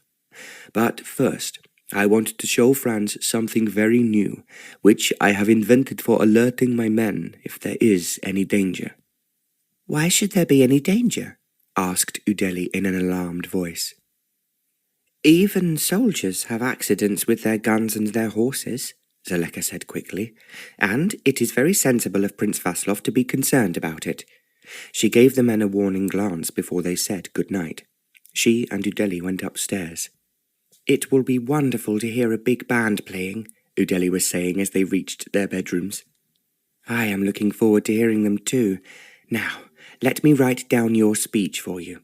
If you read it aloud 2 or 3 times before you go to sleep, you will find you remember every word in the morning." She went into the boudoir and Marla followed her. It only took her a few minutes to write down what she thought Udele should say, and it was very much along the lines that Prince Vaslov had suggested. "I will say it over and over to myself, Zoleka. I don't want you all to be ashamed of me." "We shall never feel that, Udele. And now you are so important, you may have to make a number of speeches. But don't be frightened. Just remember that people want to hear your voice and listen to what you are telling them." "I will remember, and I only hope it's true." She gave Zoleka a big hug. "You are so incredibly kind and marvellous to me. Everything has changed since you arrived in Krnov, and it will continue changing, and always getting better and better." Zoleka only hoped as she spoke that what she was saying was true, but she had to admit to herself that things were very different from when she had arrived. Dinner tonight at the palace had seemed even more enjoyable because Prince Vaslov had been present. Zoleka found him more interesting every time she spoke with him, and she could certainly believe that he was an outstanding ruler of his own country. What she found rather strange was that when they were talking or arguing with each other, she felt she could read his thoughts. She had a suspicion that he could read hers. Perhaps he has a third eye too, she thought, which would be really something unusual. When she climbed into bed, she was still thinking about him, and she strangely found herself looking forward to tomorrow and being with him again. He was, surely, the most attractive and singular man she had ever met. Prince Vaslov had arranged for them to arrive in the square at 10 o'clock exactly, and this meant that they had to drive from the palace dressed in their very best clothes. Zoleka chose a lovely green dress for Udele, and a hat with a brim that did not hide her face. Udele had wanted to wear one of the larger hats that they had bought, which was certainly very pretty, but hid her features. However, Zoleka told her firmly, "It is always a big mistake for royalty not to show their faces. The one I have therefore chosen for you will make it possible for everyone to see your eyes." "I would never have thought of it, but I will always remember everything you are teaching me, Zoleka." Udele looked very lovely and most attractive when they walked downstairs, so that even the elderly aide-de-camp glanced at her admiringly. The Lord Chamberlain, however, was disagreeable as usual. He was, Zoleka knew, absolutely appalled at what was taking place in both the palace and outside. The Count had said gleefully, "He nearly had a fit yesterday when we told him all the officers from Cieszyn were to occupy the east wing." "Oh, I think he is a horrible man," Zoleka added. "But the Prime Minister says it is almost impossible to get rid of him." "Then we shall just have to ignore him. He tried to threaten me today that if I brought more officers into the palace, he would refuse to accommodate them." "Can he do so?" "Not without Her Royal Highness's agreement, now that she has taken over." "Then we should not worry. She has never been so happy or allowed to enjoy herself as she is doing now." "That is just what I want to hear. After all, it is her country, and the very first person who should be happy here is Udele." She was certainly excited as she and Zoleka turned towards the square with an escort of cavalry. They were travelling in an open carriage drawn by 4 horses. Anton Bauer and Peter Seitz, who were with them, were dressed in their best and most impressive diplomatic uniforms. Prince Vaslov and the Count rode at the front of the escort, looking exceedingly smart in full military dress and feathered hats. While they were driving through the streets, throngs of people rushed to look at them, and when the carriage had passed by, they followed behind. When they reached the square, it already seemed to be crowded. An area had been cordoned off where the band and the soldiers could form up when they arrived. As they climbed onto the platform, they could hear drums in the distance. There were seats for the princesses on the platform, which had been decorated with colours of Krnov. There were even, Zoleka noticed with a smile, large arrangements of flowers. She and Udele were presented with large bouquets when they arrived by the Prime Minister, and the whole of the Krnovian cabinet was seated behind them to watch the proceedings. As the minister greeted Zoleka, she said to him in a low voice, "This is what we hoped and prayed for." "Exactly, Your Royal Highness, and I am so deeply grateful to you." "You must thank Prince Vaslov as well for arriving at the very moment he was wanted." "An inspired answer to our prayers," affirmed the Prime Minister warmly. The band came nearer. Now everyone was alert and looking towards the street, along which they could enter the square. When they rounded the corner, they appeared most impressive. Every bandsman was wearing a red coat and a particularly striking headdress. They were playing a rousing march which seemed to echo and re-echo round the square as they entered it. They marched precisely and very smartly, and they formed up into their positions facing the platform. The soldiers behind them marched in even ranks to stand to attention beside the bandsmen. After a poignant pause, the band played the national anthem of Krnov. It was a gesture, Zoleka thought, which only Prince Vaslov would have thought of making. As they all stood to attention, she felt everyone was moved, not only by the music, but also by Princess Udele, who was standing in front of the dignitaries on the platform. As the Krnov national anthem ended, the soldiers presented arms. Then, to Zoleka's delight, Udele made her speech. She spoke slowly, as she had been advised to do, and she pronounced every word carefully.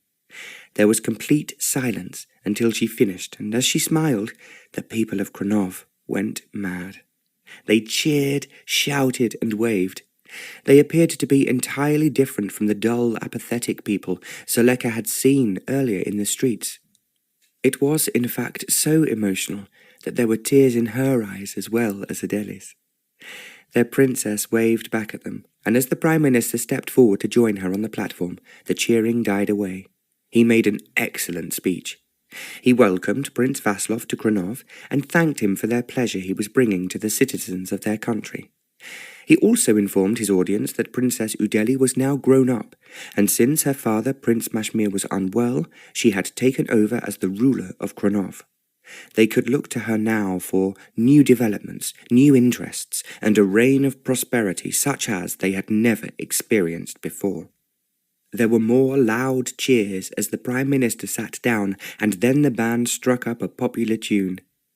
Next, the soldiers from Cieszyn began to march and countermarch in a way that Zoleka had never seen at any military parade at Opava, but her father had told her was very much part of the English royal tournament. It was over 2 hours later before they were able to drive back to the palace. The people cheered as they passed, and small boys ran beside the carriage.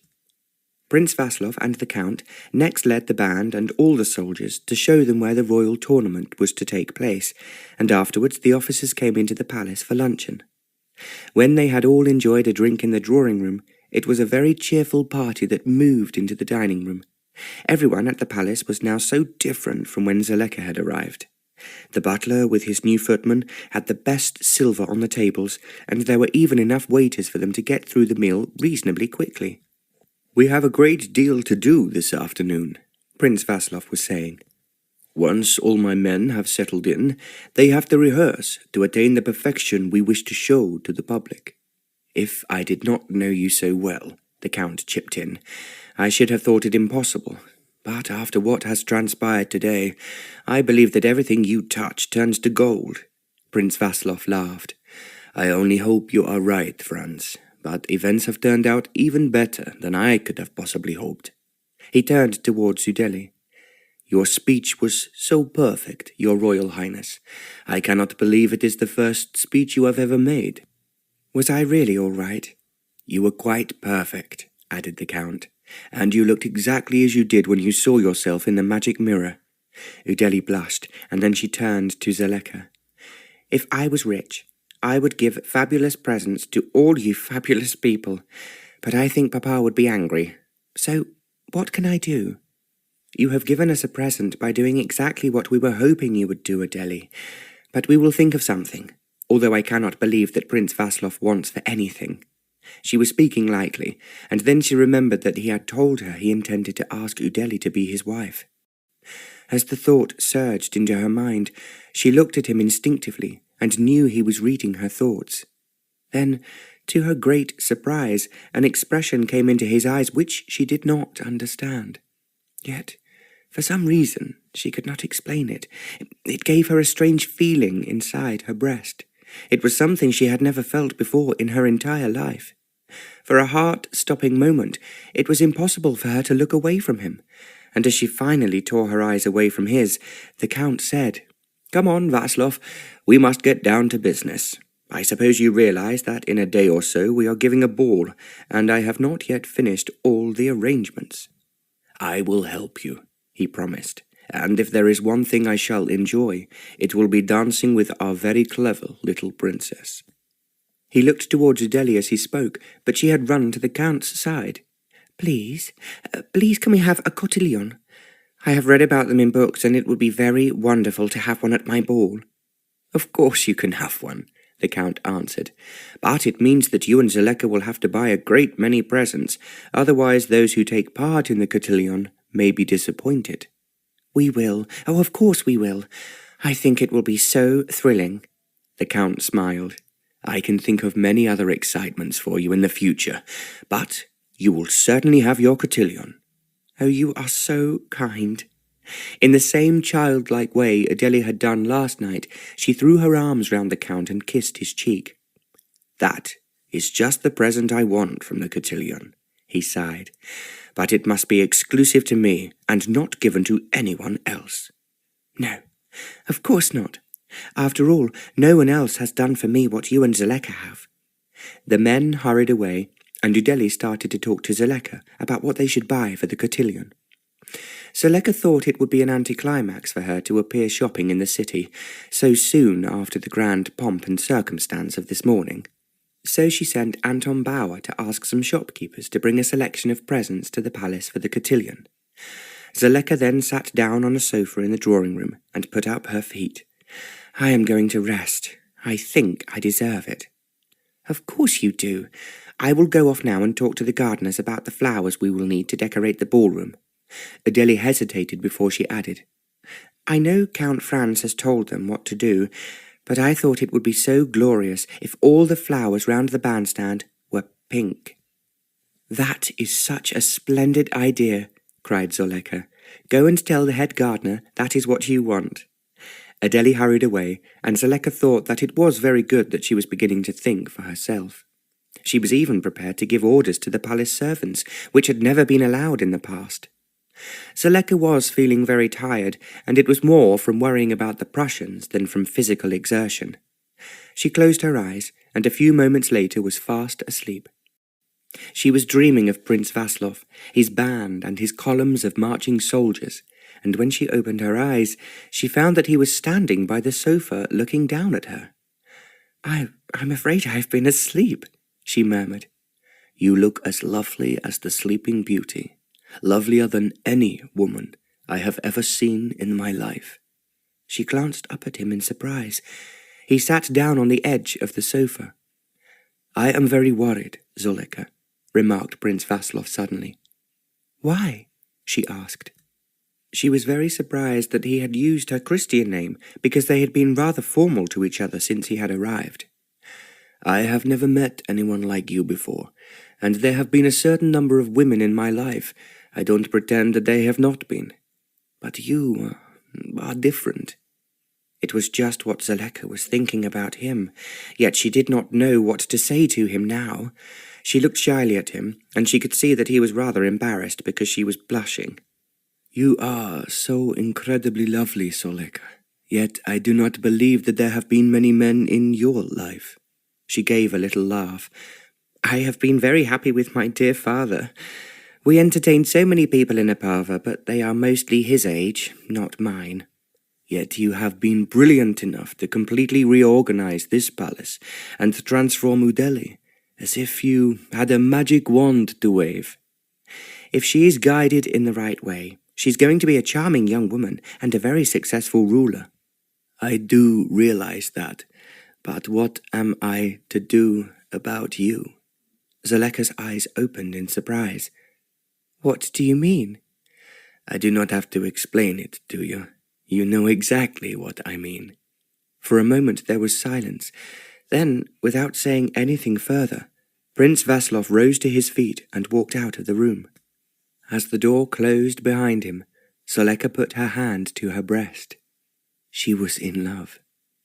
As she thought about it, she was aware she had been in love with him from the moment she had first seen him. She had not realized that it was love. She only knew that he was the most handsome and exciting man she had ever met. It seemed strange that she could read his thoughts as he could read hers. There was something inevitable about it all. But Prince Vaslov had come to Krnov determined to marry Udele, as it was the only way they could save the independent principalities from the Prussians. Prince Vaslov did not return for tea, although the Count put in an appearance, but only stayed for a while. He said they were terribly busy with the band and making all the final arrangements for the next contingent of soldiers who had just arrived. It seems incredible, he said to Zoleka, that 2 days ago we were complaining we did not have anyone to protect us, and now we have almost too many. You cannot be sure, she answered in a low voice. After all, we don't know the number of Prussians there are in the city, or how many are waiting across the border. I am aware of the problem, and I assure you, we are taking every possible precaution. That is why I am posting every man I can around the palace. Do you think the enemy need to hold the palace in order to assert their authority? But of course, they will undoubtedly wish to be rid of Krnov's present ruler, whatever condition he is in. The presents for the cotillon duly arrived from the shops. Udele enjoyed sorting them all out and buying what she considered the most attractive until finally she decided that she had selected enough. Then she and Zoleka recognized that the bill for the presents would have to go to the Lord Chamberlain. I'm too frightened to ask him, admitted Udele. If he says no, what shall I do? It is not a great sum, but I will speak to him. Zoleka told one of the palace aides-de-camp in the hall that she wished to speak to the Lord Chamberlain. A quarter of an hour later he came to the drawing-room, and one look at his face told Zoleka how much he disliked her. I am sorry to bother you, my lord, but Her Royal Highness has now chosen all the gifts we require for the cotillon, which will take place at her ball.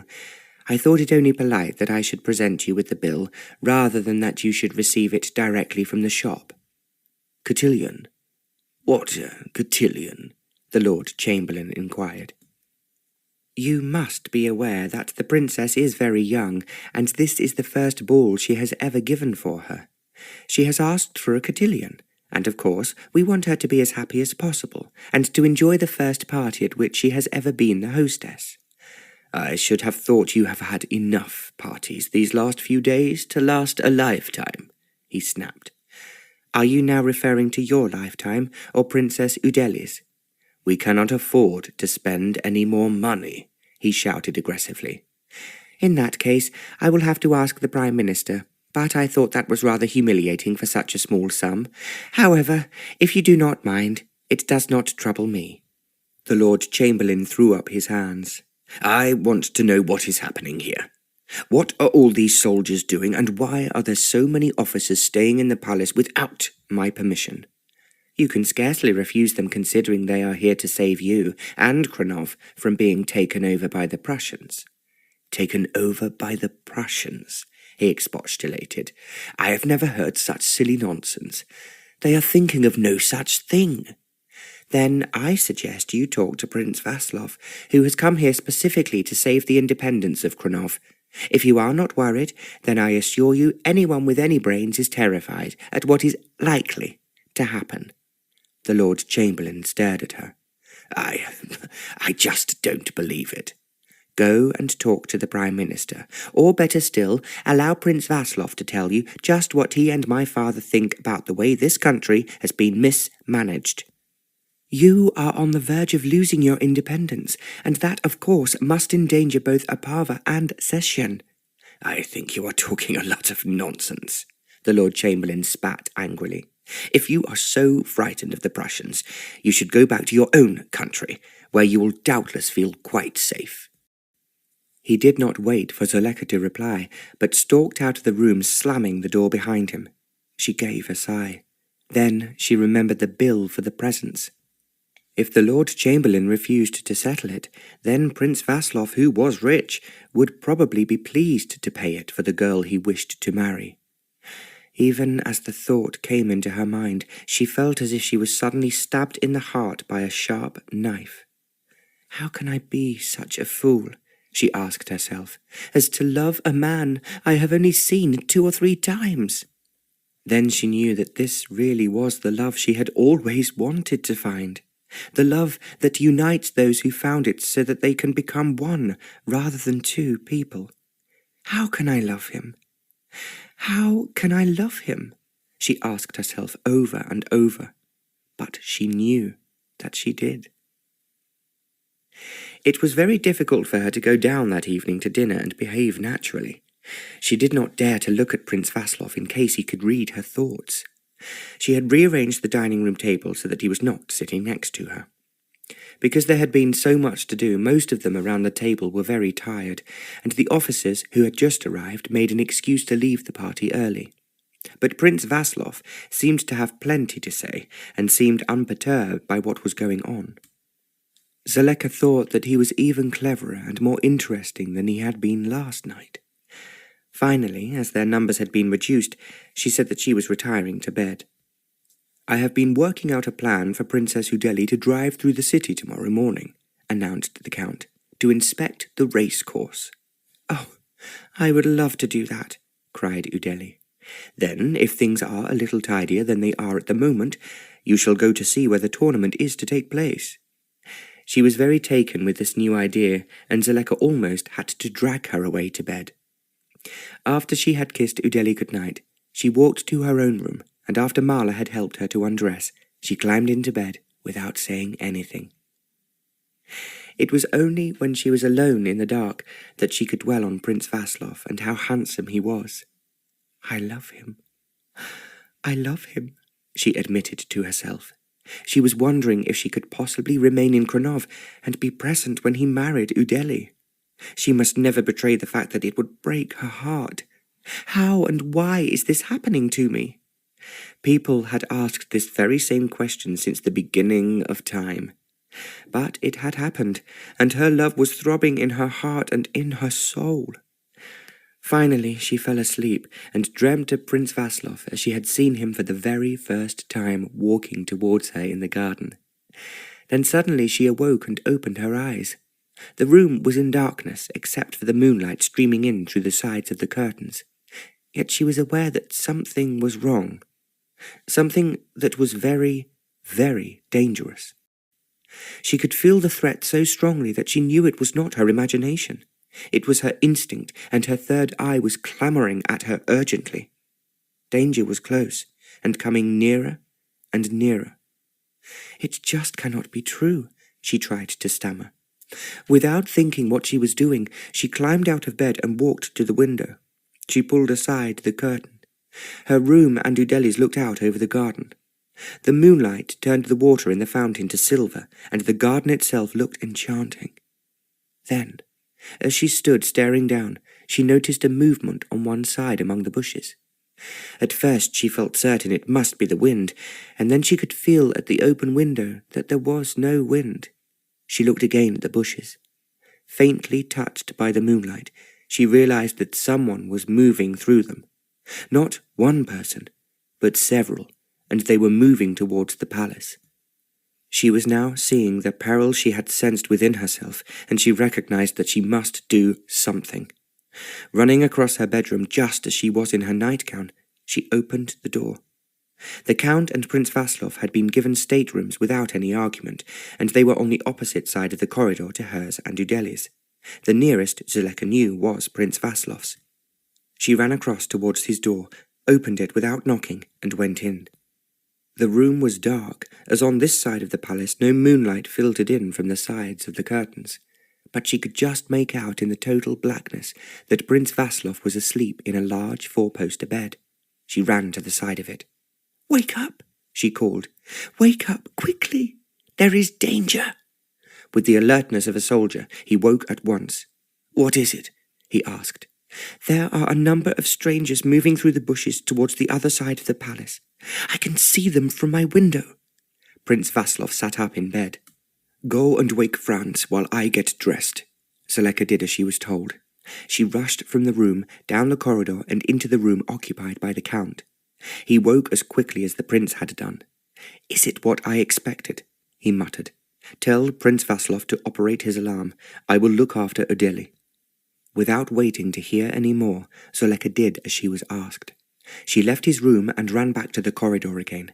There she saw Prince Vaslov, wearing his shirt and trousers and carrying a large object in one hand, going into her bedroom.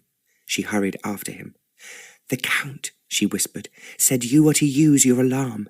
"That is exactly what I am going to do." He went to the window, and Zoleka followed him. He pulled aside the curtain and looked out, and she did the same. Now there was no movement in the bushes where she had seen it before. The leaves were all still in the bright moonlight, but there was a definite movement a little further away, behind some trees and behind a large flower bed. Prince Vaslov stood looking out into the garden, and Zoleka saw him lift up what he was carrying in his hand. He threw it out of the window up into the air, and as he did so it exploded, making a loud noise in the silence. At the same time, it emitted a brilliant light. It was so unexpected that Zoleka gave a cry, and he put his arm around her and pulled her against him. "It is all right, my darling," he told her. "It will not hurt you, but it will bring help. Go and hide yourself by the bed." The endearment he had used made Zoleka look up at him in astonishment. And next, she felt his lips touch hers gently before he pushed her away. As she crouched down beside the bed, she saw him draw a revolver from his belt. Chapter 7. There was silence. Despite the danger, Zoleka felt she must see what was happening in the garden, so she rushed back to stand beside Prince Vaslov. He glanced down at her with a faint smile. He was closely watching, she was aware, the wing of the palace, the wing where Prince Majmir's apartments were situated. She dared not speak. Then, suddenly, the prince bent forward and fired his revolver. Not, as she had expected, towards the wing of the palace, but straight in front of him. Now she could see several men coming through the trees and bushes at the far end of the garden. They were moving quickly and silently, which had something sinister about it. She was convinced that they were the Prussians. As the explosion of the prince's revolver rang out, the men in front hesitated. Then there was firing from every side of the garden, and Zoleka knew that it was from Prince Vaslov's soldiers.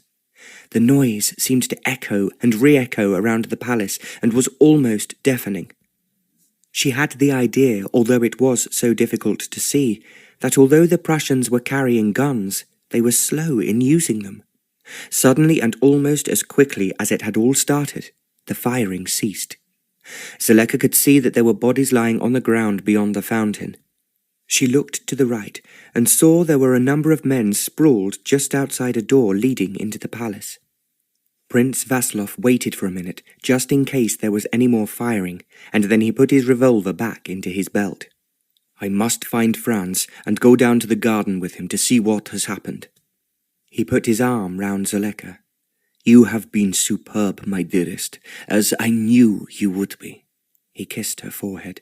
Then, as if he was forcing himself to press on with the business waiting for him, he strode from the room. Zoleka reckoned that the Count was with Udele, so she followed him. It was only a few steps to the door to Udele's room, and it was ajar. Prince Vaslov opened it, and they were both about to walk in when they stopped. At the far end of the room, silhouetted against the window, the Count held Udele closely in his arms, and was kissing her fervently. Prince Vaslov stiffened for a moment and stared as if this was something he had not expected. He quietly closed the door and put his arms around Zoleka. "If that," he murmured, "is how the wind blows, it certainly suits me. Now, my darling, I am free to tell you how much I love you." His lips were on hers. Almost before she realized what was happening to her, he was kissing her demandingly and passionately, as if he would never let her go. It was sublime, it was glorious, it was unbelievable. She felt as if the whole palace was turning topsy-turvy over her head. She was flying up to the stars. "I love you. I adore you, Zoleka," Prince Vaslov breathed in a deep and rather unsteady voice. "But now I really must go and find out what has happened." He was about to turn away when the Count opened the door. "Oh, there you are, Vaslov," he called. "I think we ought to go down and clear up this mess." "I agree with you, Franz, but the girls are to stay up here, of course." Udele had followed the Count across the room, and now she asked in a trembling voice, "Do you think many of our men are dead?" "I shall be surprised if there are any. You are not to worry about it. We will tell you and Zoleka all about it in the morning." The Count hurried after Prince Vaslov, who was already walking briskly towards the stairs. Udele put out her hand towards Zoleka. "Will we be safe?" she asked her in a whisper. "I don't think there is anyone left to harm us. Now, we must do as they have told us. We must go to bed and try to sleep, as there is sure to be an enormous amount for us to do tomorrow." "You are quite sure that Franz will be safe?" Zoleka realized it was difficult for Udele to think of anything except the man she loved. "I am quite certain," she told her quietly, "that both of them will be safe. Now come along with me. There is plenty of room in my bed for both of us." "Oh, can I? I am so frightened of being alone." "Don't worry. We will be together, and we can lie quietly in bed and think how lucky we are to have two such wonderful men to protect us." She nearly added, "and to love us." Then she thought perhaps it was too soon to talk to Udele about the Count. It had somehow never entered Zoleka's head that he might fall in love with her, even though it was to be expected that Udele would love him. After all, she had seen very few men, and the Count was most attractive. Zoleka was a little afraid at the back of her mind that perhaps he had been kissing Udele just to comfort her because she was so frightened, and that he had no serious intentions where she was concerned. Then she told herself it would be very difficult for him not to love anyone as beautiful and unspoiled as Udele. She had been aware that Udele was wildly attracted by him, even if she did not understand that it was love. They went into Zoleka's room, and after she lit some candles and pulled the curtains over the window, they both climbed into bed. Zoleka knew that Udele was thinking of the Count and praying that he would be safe. It was just what she was doing for Prince Vaslov. She was still worried that despite what he had said and the sheer wonder of his kisses, they would not be able to be married. Yet Krnov could be saved just as effectively by the Count as by Prince Vaslov. "I would love to be his wife. I want to be with him forever and always," murmured Zoleka to herself. She was saying it over and over again until she fell asleep. They were awoken in the morning by Marla pulling back the curtains. When Udele sat up in bed, Marla announced, "It's nearly 9 o'clock, Your Royal Highness, and I've been told to inform you that your breakfast will be served in the boudoir, and your Royal Highnesses are not to go downstairs until you are asked to do so." Both of them were well aware that this order could only have come from Prince Vaslov. They dare not disobey it, so they climbed out of bed, dressed in their prettiest clothes, and took their breakfast alone in the boudoir. "I wonder what is happening," Udele kept saying. "I cannot think why no one comes and tells us." "We shall know everything in due course," Zoleka told her soothingly. "I'm quite certain there is a great deal to be sorted out downstairs, and that it is not for your eyes or mine." She was thinking of the dead bodies being removed from the garden. She had an idea that the Prussians who had entered the palace might have killed some of the Krnovian guards in doing so. She was to learn 2 hours later that she was right. Both princesses were feeling nervous and on edge, and it was an overpowering relief when an equerry finally came to the boudoir. "His Royal Highness, Prince Vaslov," he intoned, "would be most obliged if your Royal Highnesses would join him in the blue dining room." They sprang immediately to their feet and followed the equerry, who moved rather slowly down the stairs. Zoleka knew that Udele was longing to run ahead and find the Count. Both Prince Vaslov and the Count were waiting for them in the blue drawing-room, and to Zoleka's relief there was no one else present. She walked slowly towards Prince Vaslov, who was smiling at her. Udele, however, gave a cry of joy. Running to the Count, she flung herself at once into his arms. "You are safe! You are safe!" she cried. "I was so frightened that something terrible had happened to you." "Nothing has happened to me, my dearest darling," the Count answered, "except that I have been a long time without you." Udele looked up at him. There was so much love in her eyes that the Count, as if he could not help himself, kissed her gently. Then he said, "Come and sit down. Prince Vaslov has a lot to tell us, and we do not have much time." Zoleka wanted to ask, much time for what? Prince Vaslov led her to a sofa, and as she sat down, he stood in front of the mantelpiece. "Firstly," he began, "I want to thank both of you for being so extremely sensible last night, and behaving exactly as you should do in what was a very difficult situation." "What exactly did happen last night?" asked Zoleka. "What Franz and I had anticipated. The Prussians, when they saw my soldiers arriving, realized they had no chance of taking over the city as they had intended." "So they did intend to do so," exclaimed Zoleka. "Of course they did. They had just mobilized quite a number of troops on the border, but not enough even with those who had already infiltrated into the city to be certain of victory against my soldiers." Zoleka gave a sigh of relief. "They knew that the only chance they now had of gaining control of Krnov was to kidnap the ruling prince and make him abdicate at the point of a pistol." Udele gave a cry of horror, and the Count put his arm round her. "Have they taken Papa?" she asked in a trembling voice. "That is what they intended to do, but, fortunately, Zoleka spied them creeping through the palace gardens. I must admit, they came quicker and sooner than either Franz or I had anticipated." "Did they reach Papa?" inquired Udele nervously. "They reached your father, but were not rough with him as they wanted to take him alive. However, when they were carrying him, because he is not able to walk through the door into the garden, the firing started, so they threw him down on the ground and ran away." Udele gave a sigh of relief. "So, Papa is alive and well?" "He is alive," Prince Vaslov answered her, "but I am very sorry to tell you that he has suffered a stroke. He is now unconscious but in no pain, and the doctors are with him." "I am so glad that he is not dead," whispered Udele. "I too am very glad that he did not die at the hands of our enemies, but you have to be very brave and face the fact that it is unlikely that he will live for very long.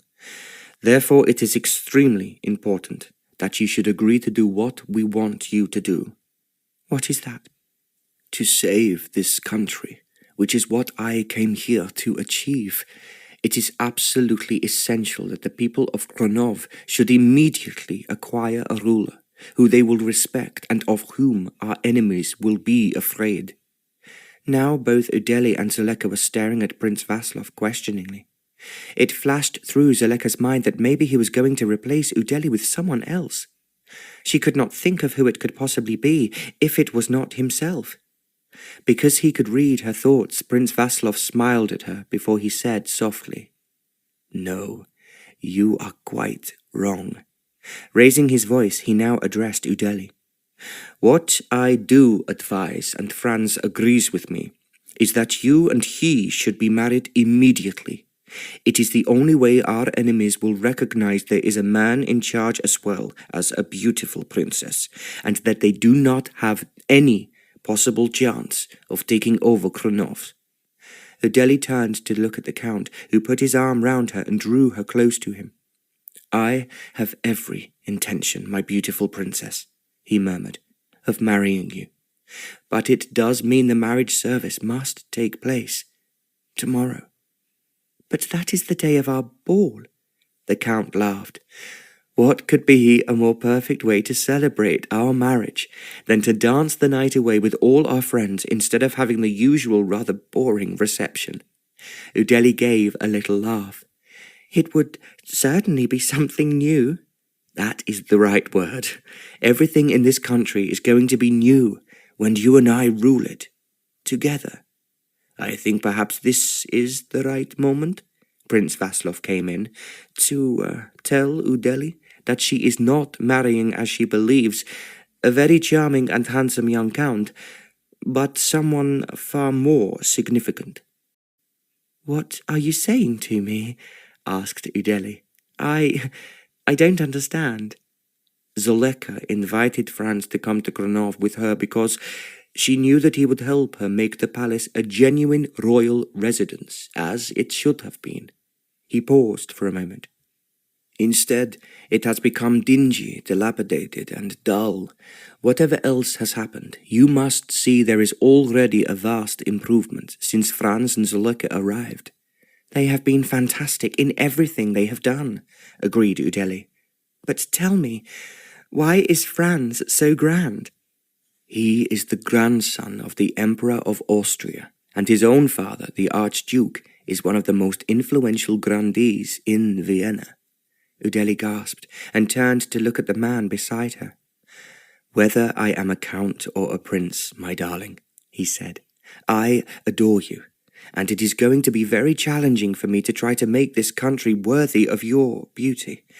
I have a feeling that with all the entertainment Vaslov has arranged, the people are already thinking we have changed what was almost a pigsty into a fairyland."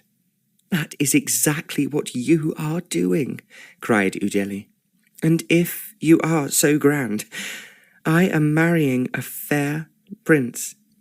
"And if you are marrying him tomorrow," Zoleka pointed out, "it is going to be rush, rush, rush to find you a wedding gown." Udele gave a cry. Oh, I must have one. I must look pretty for Franz, and of course for the people who will be watching us." "I have already sent for the Archbishop of Krnov," Prince Vaslov added, "and Anton Bauer has gone to see the Prime Minister to tell him all about that has happened, and to inform him of your impending marriage." "I knew Franz loved me when he kissed me," Udele confessed shyly, "but he has not actually yet asked me to marry him." "That is most remiss of me," the Count responded. "I will ask you when we are alone, so that I can kiss you after every word." Udele gave a giggle and smiled up at him.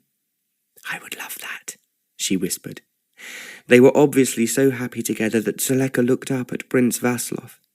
There was a question in her eyes, and he said as if she had asked it aloud, "Once they are safely married, and we have enjoyed their ball, you and I will go back to your father.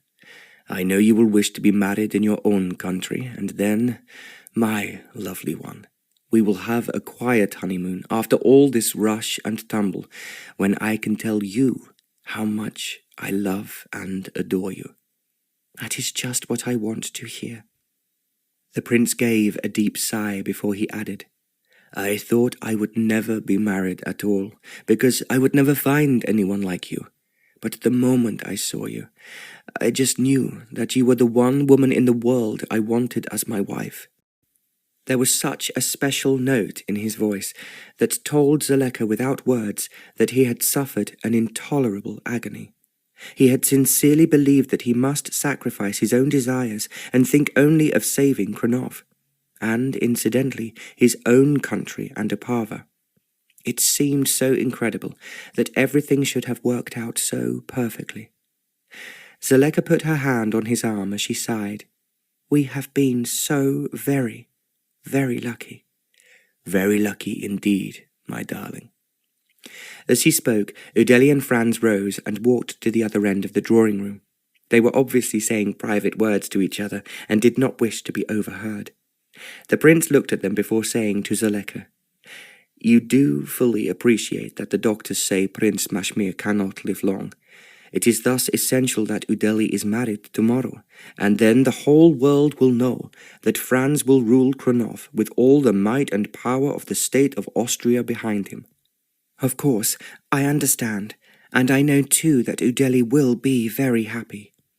She will do everything he asks her, and I think, like me, he is very grateful to God for sending him a woman who loves him for himself and not for his position. Zoleka laughed. She thought that he was only a count, and it will be delightful for her when he takes her to Vienna to meet his family. Of course it will, but I am not worried about them any longer. Find her a wedding gown and let them enjoy their ball. After that, I want you all to myself. Zoleka smiled at him. That is what I want too. Her voice was almost a whisper as she added, I have prayed and prayed so often that someday I would find love, the real love that my father and mother had for each other. When you walked across the garden towards me, you answered all my prayers. Did you think you would be able to marry me? Zoleka shook her head. When I finally admitted to myself that I loved you, I thought it was just completely hopeless, as you wanted to marry Udele. I knew I would never love anyone else, and that there could never be any other man in my life. She knew the prince was very moved by what she was saying. He looked down into her beautiful blue eyes and sighed. I only wish that it was you and I who were being married tomorrow. But, my precious, beautiful goddess, I cannot wait very long. We will arrange our wedding as soon as we go back to Papa. I know how pleased he will be, as he admires you so much for all you have done for your country. And I greatly admire him too, he insisted. So, we must try hard not to make him feel too lonely, because I have taken you away from him. Only you could be so kind and understanding. Oh, Vaslov, I love you so much that it is very difficult to think of anything else. I will tell you just how much I love you, my dear darling Zoleka, the night we are married. They looked into each other's eyes. Through the mercy of God himself, the impossible had become possible, and the unbelievable had become credible. They were both convinced in their hearts that they had been searching for each other through many lives, and their love was so incredibly strong and unbreakable that it would last through many more lives yet to come. For them, this was the love they had always sought. It came from God, was part of God, and would be theirs for all eternity. Ruled by Love. Written by Barbara Cartland.